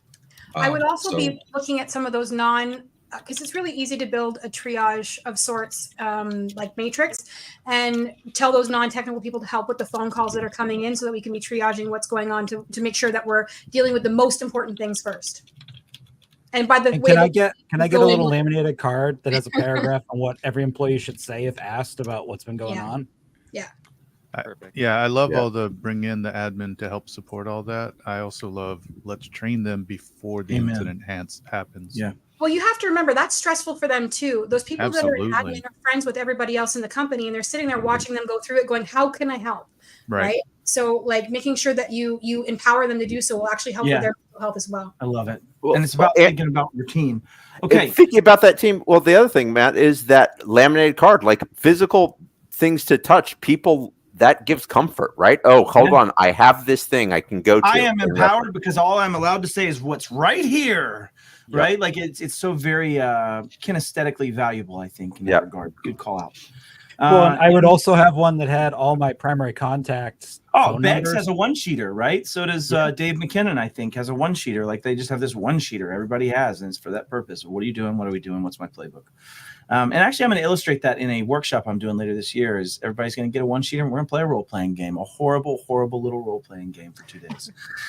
Okay, so in the process of dealing with this incident, you find out there are two businesses using the same infrastructure, right? So in the process of prosecuting or dealing with it, maybe ex post facto, what do you deal with, right? They're sharing the same infrastructure. That never happens. We don't let people do that without a separate legal agreement, right? I love Jack's response to this. He just shook his head and hung it down. Yeah, I've been really failing as a tech lead, apparently. Yeah, that's friends let friends share their exchange server. Oh, Jesus, who just said that out loud? You're out. You're out. Yeah, that's I mean, if one server goes down and two clients are using it, I mean, good call. Like the risk and like the reach of that is like it's exponential. You know what I mean? Well, think about it in terms of this. Think about it in terms of this, right? So you've got endpoint detection or whatever on the machines that you have got an arrangement with an organization with, right? And then if someone's piggybacking on their network, that's transparent to you. They don't have any of your tools on it typically, right? Because you don't know they exist. They're just tagged onto there. So from an ability to have an ingress into your network, now you got this whole separate legal entity who's a startup piggybacking on your customers. So the question then is okay, well, who are they suing? Is it you? Is it them? Yeah, right. What was the agreement? What legal did you have with them? Did the MSA protect you in that situation or not? Is there some time for that MSA? Like all of those things become to be a problem. And to Jack's point, it needs to be probably sussed out by that tech lead when it's found that way. but there were a lot of steps that failed to let that happen along the way, right? Like, there was a lot of steps. Okay, I'm good gonna call. throw another Go, inject in Josh. here. So Amanda is she's been killing it, but she's also just fed up and can't She's deal with highly this anymore. stressed. Yeah. So she's out. She's gonna go to a concert because she can't just deal with this anymore. Oh, I So- would go 2.5 men to her right here. Yeah. She would have been absolutely in a car wreck. Okay, so you were much nicer to Amanda in her concert. than I was in my car wreck. It's cool. It's cool. Yeah, So- Amanda's got to go. Thank you. Brian's gonna take over her spot. Hopefully, Well. he's been. Sounds Yikes. like somebody got Big Brian. shoes to fill. All right, Brian, let's do it, buddy. Amanda, thank you so everybody. much. You crushed it. Thanks. Yeah. Yeah, thank you. All right. All right, let's go. Now your ringer's gone. I Your can't. ringer's gone. yeah, Y'all gonna now- leave it? now we gotta You work. messed it up, bro. The smart portion of the event has gone. Like, That's right. yeah. Bob, can you tip that to Look Brian? at it. Innovative Financial went back offline. Oh man, what happened? shit. There's no Amanda, way. come back. There's Could've- no way. They want you there right now. You better get there right now. We were up and you let us go back down. Do you even have this solved? What the hell is going on? Get here right now. Jack, what are we doing? Well, it forced a technician to go there. So we have no choice, but I mean, obviously we're on our way back down. You know, we still need to continue working to resolve the incident with all of our other clients, but yeah, we do unfortunately lose resources. Yeah. Having What to would do happen that. if that CEO was maybe your incident commander, Ray? The CEO of the MSP being the incident commander. Let's say, Yeah, if you have a repeat situation, I'm definitely sending somebody executive over there to see what's going on. What happens to commanding the rest of this outcome with Bryan disappeared and there? So you need to make up for wherever he was working, assign Yeah, other he was resources. Incident commander. So what does that mean you need? Oh, so we're going to assign an incident commander. Yeah. Can we get Amanda back? Or on the way to the concert, unfortunately, Amanda got into a car accident. Oh, you and, did finish Oh, it there. off, No. Josh. Yeah. Thank you for 2.5 minning this. That was so good. Well, the car, it's a modern car. It probably has OnStar. We can still talk to her. she's on her way to Principal Health Services, which is currently all the way down. So good job, guys. Yikes. So Had better health insurance.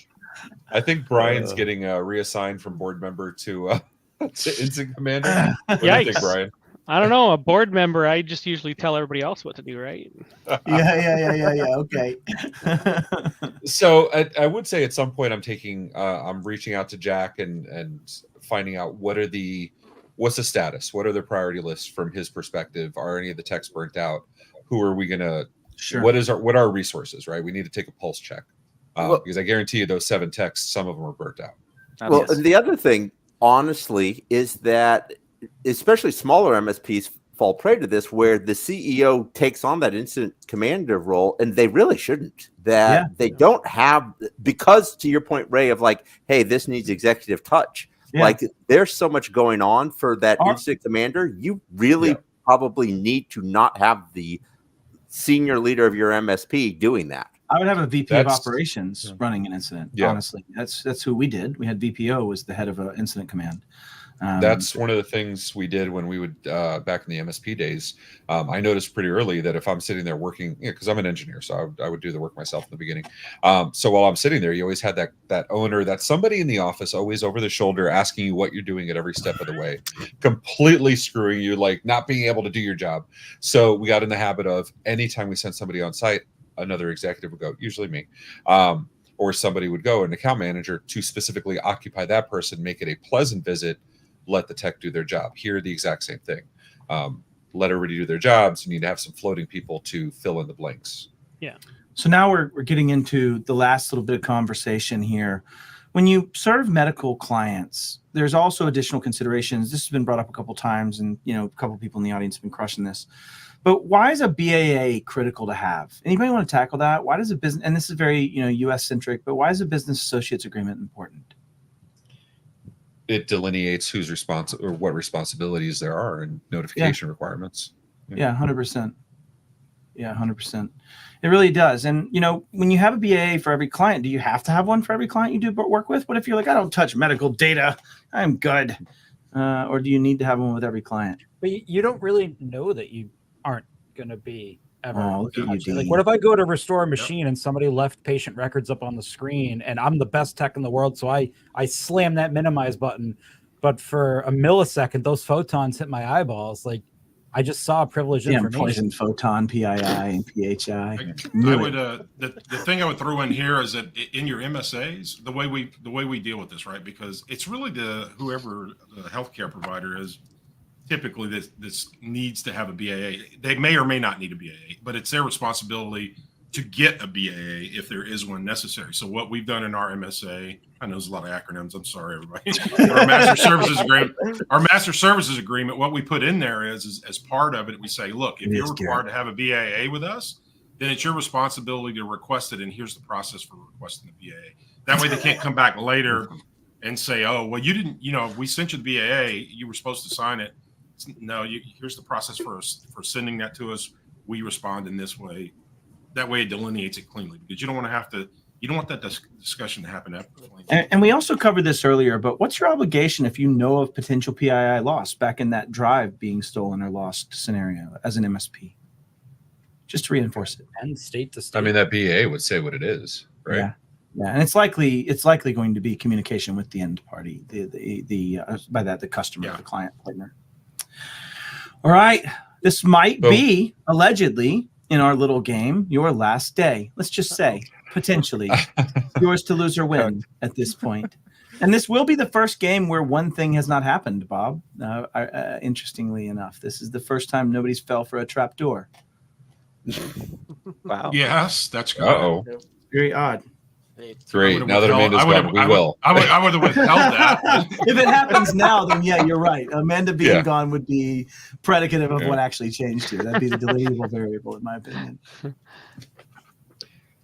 So, Brian, I'm just following Amanda's last commandments. Just to let you know what I'm doing.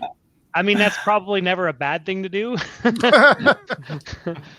Garrett, it could be worse. They could just be selling the MSP to some sucker.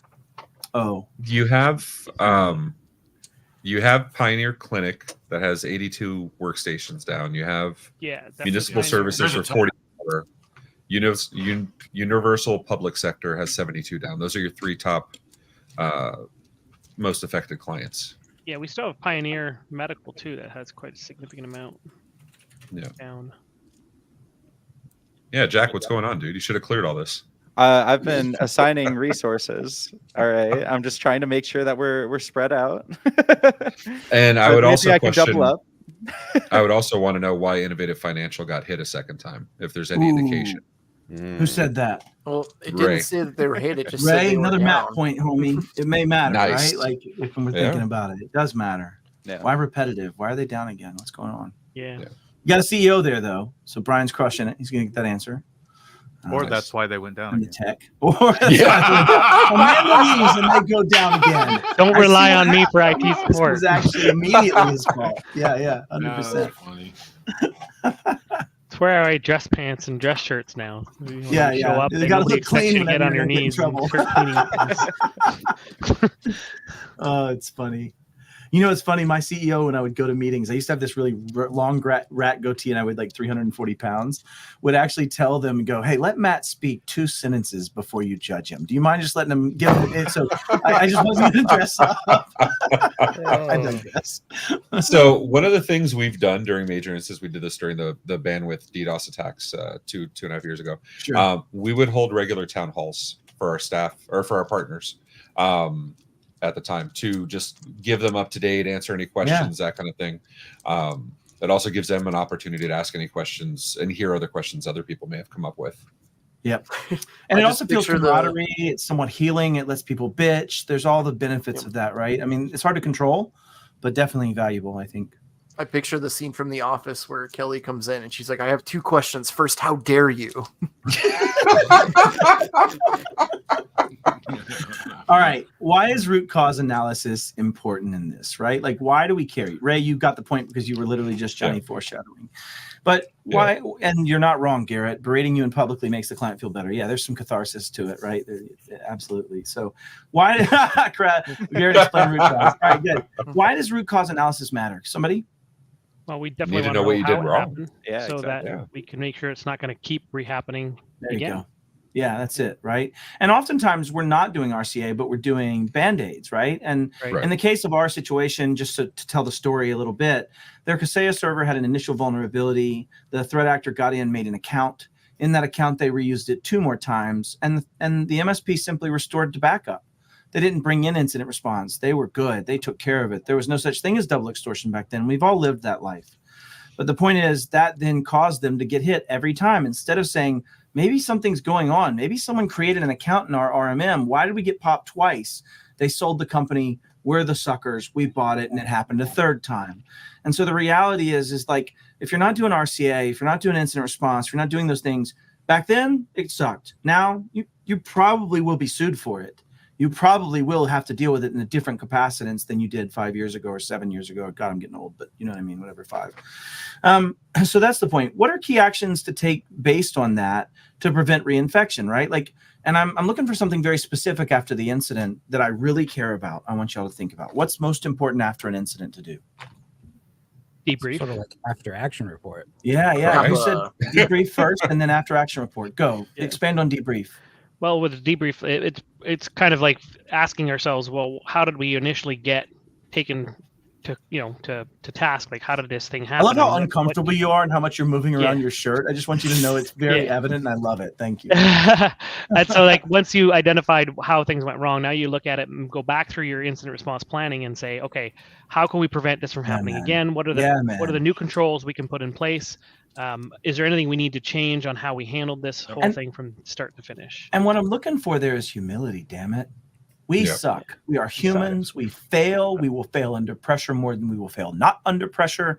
Why in the hell would you hold yourself to a different standard just to lie to yourself and get destroyed again? Right. Early on, we had a comment in there from Darren that said, you pay the ransom, then you figure out your problem solved, then you don't follow up, and then it's going to happen again. And that is because we don't want to deal with the fact that we fail. I propose. And so the argument is do a follow-up. Dean, continue on your point. Anything to add to that? Well, what was the very first thing I asked at the start of this entire exercise that you guys kind of poo-pooed me for asking? Like, how could we possibly be having an incident already? We've put so many controls in place. Yeah. And I meant that realistically, that I don't believe you were having a problem because we've already done so much. I'm not incompetent. And so at the end, it's important to go back and assess you might have done everything reasonable already. And it just was a bad experience. Somebody smarter than you on the other side of the keyboard evaded that. And now and you'll put a new control and you didn't even know you needed. Right? Grow and learn. And a lot of that also, without getting too intellectual on this, is that most people defend and have never played offense. Most people as MSPs that say they're defending have never gone and learned a single thing about bypass methodologies, SQL injection, or any of those things. And even though I'm a baby in that, like I probably have a few thousand hours of study in it now, I by comparison to a lot, I have enough contextual understanding to go, that's not good.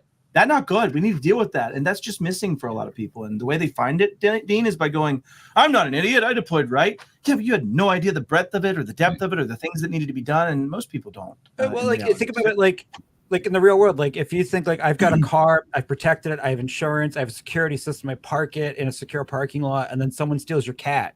None of those controls dealt with cat somebody from just removing the catalytic. And they hopefully ransom aware of what they're going after. How can you kid, he's really not making it home today? I love that Dean famously has his dog Lily, so he uses a cat for this reference. He doesn't want to make it too personal, right? He's like, nobody dog naps. Nobody dog naps. He meant the catalytic converter on the car. That's what he meant. That's what he meant. I thought he meant his kitty cat. I thought we went down an actual living cat. I was like, they stole a cat. Who cares? Tell me you stole telling me you stolen a catalytic converter. The other thing, I mean, we've all seen the meme where it's like, hey, we have all of these things in place: SIEM, XDR, MDR, ZDR, ABCDD, FTDR. And then they'll go through the little but hole. All it takes is somebody somewhere just, I have a UPS package that was delayed. Let me click on this link, and I mean, Yeah. that's literally all it takes. So I mean, we the, need the to, truth of the matter is 0 days get by all of those, right? I mean, that's Yeah. the deal. If they modify it enough to where it gets past the threat detection, then it's not in the threat grids that we use to try and block it. So it's going to happen. It's not a I question. mean, how about I if. just throw a brick through your window and I know it takes the cops 5 minutes to get there, so I have 4 minutes and 55 seconds to take what I easy. want. I don't Right, care. 100%. Right. Yeah. And I The think other the thing point I I'd wanna like to throw out- stress in this is it's all about detection, right? When we start thinking about this, it's detection and containment. We can deal with the small damage if we have some methodologies of detection and containment. And Dean, to your original point, ideally, we have something went off, something got isolated, we had great operational processes, we made the decisions and moved forward, and now there's not having that impact, right? And I think to your point, that's what I would be incredulous about, is that if I didn't have that. And so here we are now at our, what did we learn today? So each of us, let's go one by one and just say, what did you learn today? Let's just do one thing, one big thing, as Wes Spencer likes to do. What's the one big thing? I'll start off. I learned that regardless of what you're prepared for, there's going to be some surprises along the way. So build space around that. Because Matt Lee is going to screw you up when you're trying to get this done. Thanks. I'll wear that hat. All right, Bryan. Wow. Okay. A couple of things. One, definitely having extracted as much data from our PSA and our MM as possible, so that we have hard copies of documentation on an ongoing basis. Well secured, well protected, of course. Shared infrastructure provisions in the MSA. I didn't even think about that. And having a requirement in the MSA that if they have to have that BAA, that they have to request it. Those are my biggest 3 takeaways Awesome. so far. Thank you. Yeah. Jack? Great. I'm stealing Dean's lamination. Yeah, I'm waiting for the finance request. Yes, it's absolutely coming in, because it's really important to keep a hard copy of your incident response plan. Like, that's whenever everything goes down. I mean, you need to be able to reference it. And so if you don't have access to that, it's also an insane level of accountability as a manager if you say everybody pull out their SLA cheat sheet and it's a physical object. Patrick Beggs made the comment also earlier saying an IR plan should be mobile device friendly. But that goes exactly to that, to the lamination thing. You wanted something that you absolutely can read through when you need it. I'm a fan of lamination. Incident response plans for that reason, that allow you to use an application or a platform that does it. I mean, I'm not pitching for what Bob's building, but ultimately, at the end of the day, having that capability and the things that you do in that is very valuable. So you can just reference that. It's outside of your normal stuff. It's the place you keep those client information up to date. It's the place, and it's a separate land, a land of milk and honey that you live in that's outside the incident. And it goes back to that comms, decisions, all those things that now are not compromised to a threat actor because they're separate. Okay. Dean, what did you learn, buddy? I significantly underestimated the importance of resourcing in terms of staff. Just watching this and seeing what a struggle it was to decide who needs to do what. And then I'm thinking, not every incident is a security incident. Like, what if it's what if it's something that literally interrupts hardware failures? You know, so that was my biggest takeaway. It was like, wow, we got lucky that we had somebody on our team that could manage our resources so effectively. And how screwed would we have been if we did not have an Amanda who was basically being the conductor of where all of our orchestra members She went. did crush it hardcore. Yeah. Straight up. 100%. Okay, Bob or anybody. Bob, you learned something in every one of these. What do you take away from it today, buddy? What was different? I have some thoughts, but what did you take away? I mean, again, after doing this about a dozen times, it always surprises me when you hear something new, right? So, and really, Amanda, the part that I really took away from it is how important the communications process really is. Again, right? It got reinforced today because if you've been through these, you actually know that the level of confusion that we were experiencing in this little exercise is not too damn far off from what actually goes down when you're trying to pull these off. Right now, that was me 6 months ago. Now, after sitting here and playing this game a dozen times with different people, I feel like I have control over being able to orchestrate that. But in every case, someone brings out a new point about, okay, but I got to remember to communicate with this person a specific way or that person a specific way. And I always go back in my mind and mentally go back over, okay, what do I need to change in my plan to make sure that I accommodate for that particular situation? One of the things that I go back to just as a young man, and we'll get to this 0 out of 10 score that we're rocking right now. But one of the things that I remember, and it brought up to me now, is when I was going through American Express Financial Advisors as an advisor, as a very young man, they talked about personality Z typing. And I'll reference this back to just personality typing, Myers-Briggs, other things that might come to play. But it's probably very helpful to understand how someone behaves under stress, right? In Z typing, it talks about how somebody that's normally assertive might become very quiet under massive stress, right? Yeah. They might move to okay, anything you want, Dean, whatever. But they might really be secretly grabbing the gun to shoot you. So one of the challenges is, as you're dealing with stress, just try to understand that personality types might be something to have pre-understood, so that you could more predilect where those people would be in that journey during this level of stress. So I'll jump in on that, because one of the things I wanted to bring up, we always have good conversations about keeping in mind the hearts, minds, and stomachs of your staff as they're going through it. My challenge is, have you included a person in your IR plan that is responsible for that, so that it's actually ahead of time taken care of? You know who they are. They have an allowed budget to help buy lunches or dinners or whatever's needed. Get that planned out ahead of time. Don't just say, oh, by the way, how's everybody doing? Yeah, one thing I do want to point out too is that those configurations at the top. Yeah, we literally got some of the worst draw I've seen. That was a terrible bad one. Yeah. That was literally a terrible the peer draw. group would have given you texts.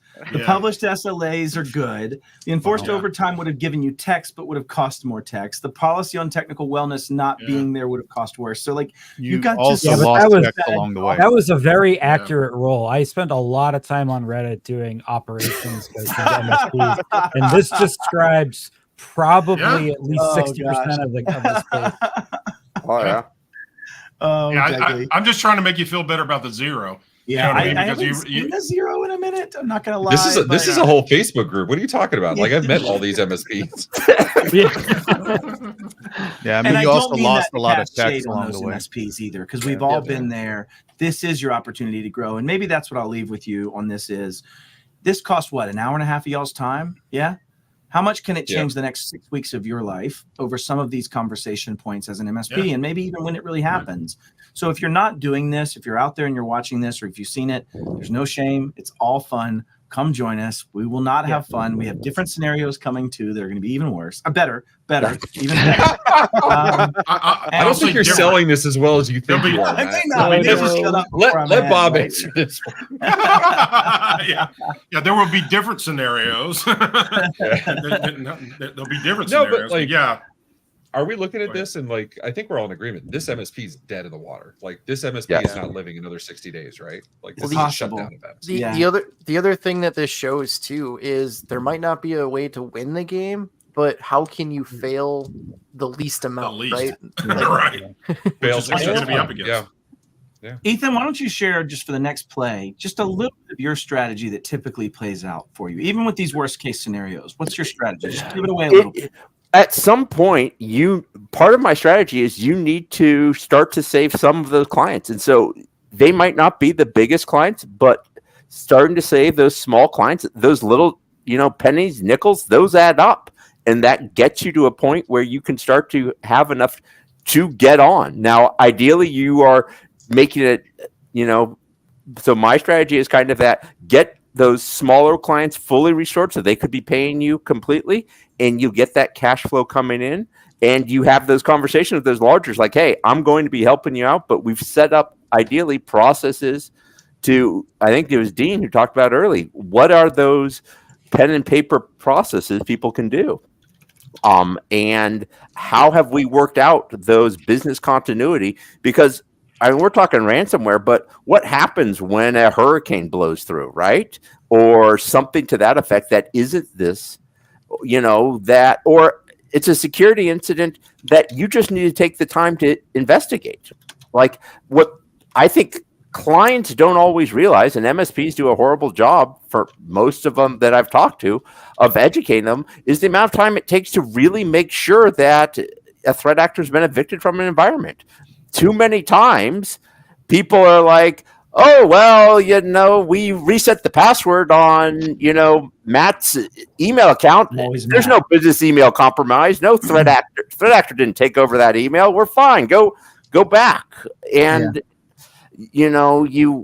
you go through. So I think that's the other part, is like having those conversations up front so that you and generate some extra revenue that way. Generate time, set up that business continuity. How do we do it when they keep things offline for a couple hours? Yeah. The least understood component of restoring it, this is just backups, is RTO. Everybody always ignores RTO because we look at what the vendor products say. We look at the recovery points. We always forget how long does it actually take if everything works to return functionality. Assuming you're allowed to, right? Don't Underestimating forget about that RTO part. to your clients. Yeah. The other And I thing, think it's a good selling strategy. The other thing that has been rewarded in the past that is not accurately reflected in this game yet, but will be, is sometimes there might be a strategy and reward for getting every client up and a number of machines so that critical people can get to work, right? Sometimes there's that aspect of it that we're not accurately doing, but we will be at some point. So that was the thing that we were about that missing myself. on every client, that they have critical machines that they have to get up, 100%. and then there's the Pitney Bows that can wait. You know what I mean? Right. That's the I need mindset I was stamps, operating under. You're right, Jack. You're right. This got goes back to money. what we talked about earlier, which is ahead of getting in this position. Have you ranked your clients? Have you figured out the rank of restore, but also inside each client? To your point, Ray, the rank of restore in the client. Yeah. Dean had brought up, I think, private chat or public chat, but Dean had brought up your ABC clients. We look at it financially, but it absolutely applies here too. Yeah, and having those decision points of not only financially, but hey, healthcare and what type of healthcare, right? But what type of is it cosmetic surgery or or like heart surgeons or neurosurgeons, right? There's a big difference there, I suppose. Because cosmetic is first, right? Yeah, of course. I mean, I've got to get this chin taken care of. I got to get the Botox. Yeah. Bro, Sure. I Botox my beard. You That's add weird. to that ABC ranking, besides things like client PETA and stuff like that, like also long-term strategic impact of that client publicly being upset with you.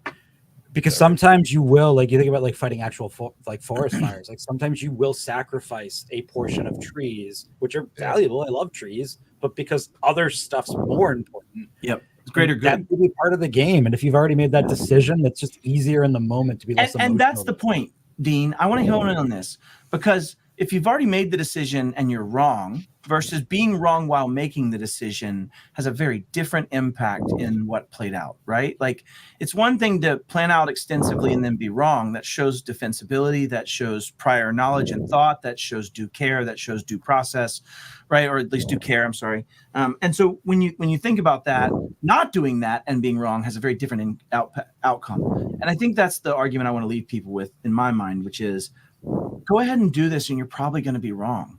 We spent $40,000 for someone to come spend 2 days with our executive team and build a big incident response playbook and plan. You know how much that we used? That much. It was useless. It was absolutely useless. And then we learned that and we changed it and we made it useful and we did the things we needed to do. And so the point is like, don't be afraid to go ahead and do it and then learn and move and iterate. You're far worse not doing it, in my opinion.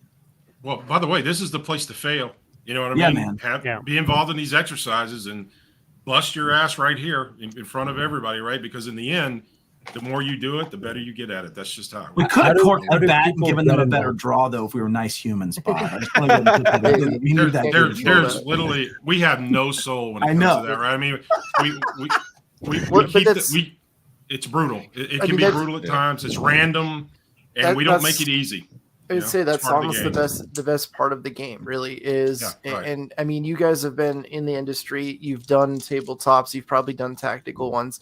And I feel that's really what makes IR game different, is we're tackling the emotions, the heart of it, having these difficult conversations. I mean, at one point when Ray said, hey, the CEO has to go here, and I posed the question of, well, do they really need to? Where do they need to be? And at that point, Ray and Amanda they had to be like, stop and like, wait a second, right? And I feel that, and that's what I really like about the IR game, is it promotes those tough questions that they don't have a right answer. but it gets you thinking about it, and we need to be thinking about them here and not while this is happening. And that's the beauty of this. So, I mean, I would, if you guys have anything to add to this, is there, if you played a game similar to this, is there things that, you know, if any ideas that you have to give us to make this better? I would like to see like what some of the, because to me, I'm big on the comms. You know, that's usually where I spend my time. So like, I'd love to see like what kind of comms would actually go out, right? Like, because you got to be very careful how detailed you get and what you promise. Oh my gosh, you just gave me an idea for a game modification. What if, Bob, and y'all just take this as a note, what if, what did you do? when someone has one of these scenarios, we could have a pop-up that makes them choose. It's time for another communication. Yes. Which of these three comms is your comm to send out today? I love and that. just destroy people with the options, and they have Matt, to choose the worst option. Have you been going back and listening to the recordings of the last Friday? Oh, is this from the last few? Okay, sorry. You're good. You're good 6 or 8 weeks behind, but you're right on point, brother. I think it's an excellent point for the next guest. Like, absolutely, for them. Give them confirmation, though. guests, Great like confirmation. 2 minutes Well, before the actual thing gets started, to have like a budget they could spend of like points where they could buy, maybe they buy a communication plan, maybe they buy like resource. Yeah, I like that. That's cool. Yeah. We've that's very talked good. also By the about way, having. They have no idea what they're going to get into. But Talk they about can having pick a couple. budget showing at the They can top. be mat points. Yeah. Well, and something we didn't consider, you have to hear no enforced overtime policy, but like some of the things we had at the police department, I worked 10 years at the police department. That's where a lot of our IR plans came from. But one of the things we had is we knew we had Alpha Bravo schedule. We were pre-assigned. These people, Alpha would be 24-hour shifts during the event. Bravo would be 24-hour shifts after the event. You're going to have overtime. You're going to have nighttime. Assign these people. Guys and girls, this is going on. I need people for daytime. I need people for nighttime. Let's start splitting this up. And you need management on both shifts. It's not an option. So you don't get to go to bed. Yeah, one of the original motivations, by the way, for the game was that, you know, I got tired of us not being able to have strategic conversations with our customers, right? Because they were just basically not emotionally engaged in what it is that we just went through, right?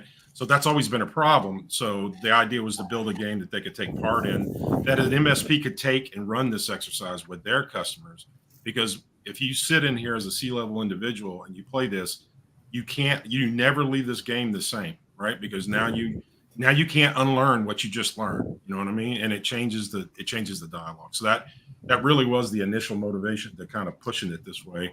And it's our intent to have that toolkit available for people to do that, because what's important is that people do think through these damn things, and they do have an IR plan, and they do understand what kind of communications need to be set up ahead of time. And we could go on and on. I mean, we learn so much every time we play this that we could burn 5 hours of just telling you everything that we learned over the last 12 months of playing this thing, because that's how much content is actually involved in doing this. It's more of a learning game for y'all to speak and learn. And it's funny because you guys are doing this stuff and like new ideas are coming up in my head. I'm looking at the wellness plan, and we had Amanda checking on the text, making sure they're good. But we have an HR person. I'd rather my HR person do that so Amanda can do the Amanda things. Yeah. Right. Right. You know, and like I look at that, you know, I joke about at OIT, we actually have a therapist on staff. But he's a business coach and also a therapist. But, you know, it strikes me, if I had a therapist on staff, I'd bring him inside. I'd bring him on site for my staff while this is going on. Stress relief. Yeah, we could talk. That's a whole webinar by itself, Ray, to be honest with you, because it takes that much concentration. Look, I want to, by the way, you probably weren't told this ahead of time because I think we're smart enough to not tell you. But if you played this once, we have the right to drag your ass back up on stage in the first day. So I don't know if you guys really read those terms and conditions. Yeah, it was really in the link that you clicked on, but it says I just want to call out. I just want to call in the beginning. Bob says, you don't need to be super technical. You don't need to know all this stuff. You'll be fine. And Matt says, hold my beer.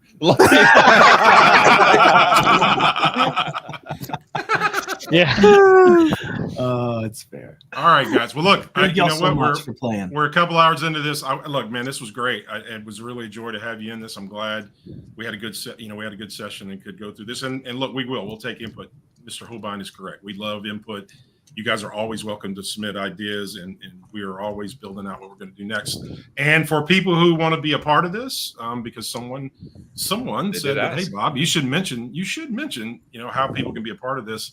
You can go to www.irgame.ai, which is scrolling across the bottom as you see it, or you can certainly watch LinkedIn, because we promote everything on LinkedIn when the next sessions are. We do live sessions the last Friday of every month. And it's different than this because you actually play in rooms with teams. So it's a little different kind of a way of working through this, but it's the same process as you see here on the live stream, but much more close, much smaller groups. So anyway, thanks a ton, gentlemen, and Amanda, who rocked it and then left us all wanting. We appreciate you guys. She's getting some Little John out of this. This is absolutely amazing. I've never seen anything like this, seriously. Yeah, well, and we're here to make it better. So, we work every day to try to make it better. So I appreciate you all for being on the stream. And by the way, this was our first time to actually control the live stream ourselves and do all. So we're trying to have about 15 different new things here, and we managed not to kill ourselves. So I'm pretty proud of the fact that we got to do this. But thanks everybody, and you know what? We'll see you next time. Thank you for the opportunity. Thanks, Take care, everybody. Thanks all. Yeah, Have a good day.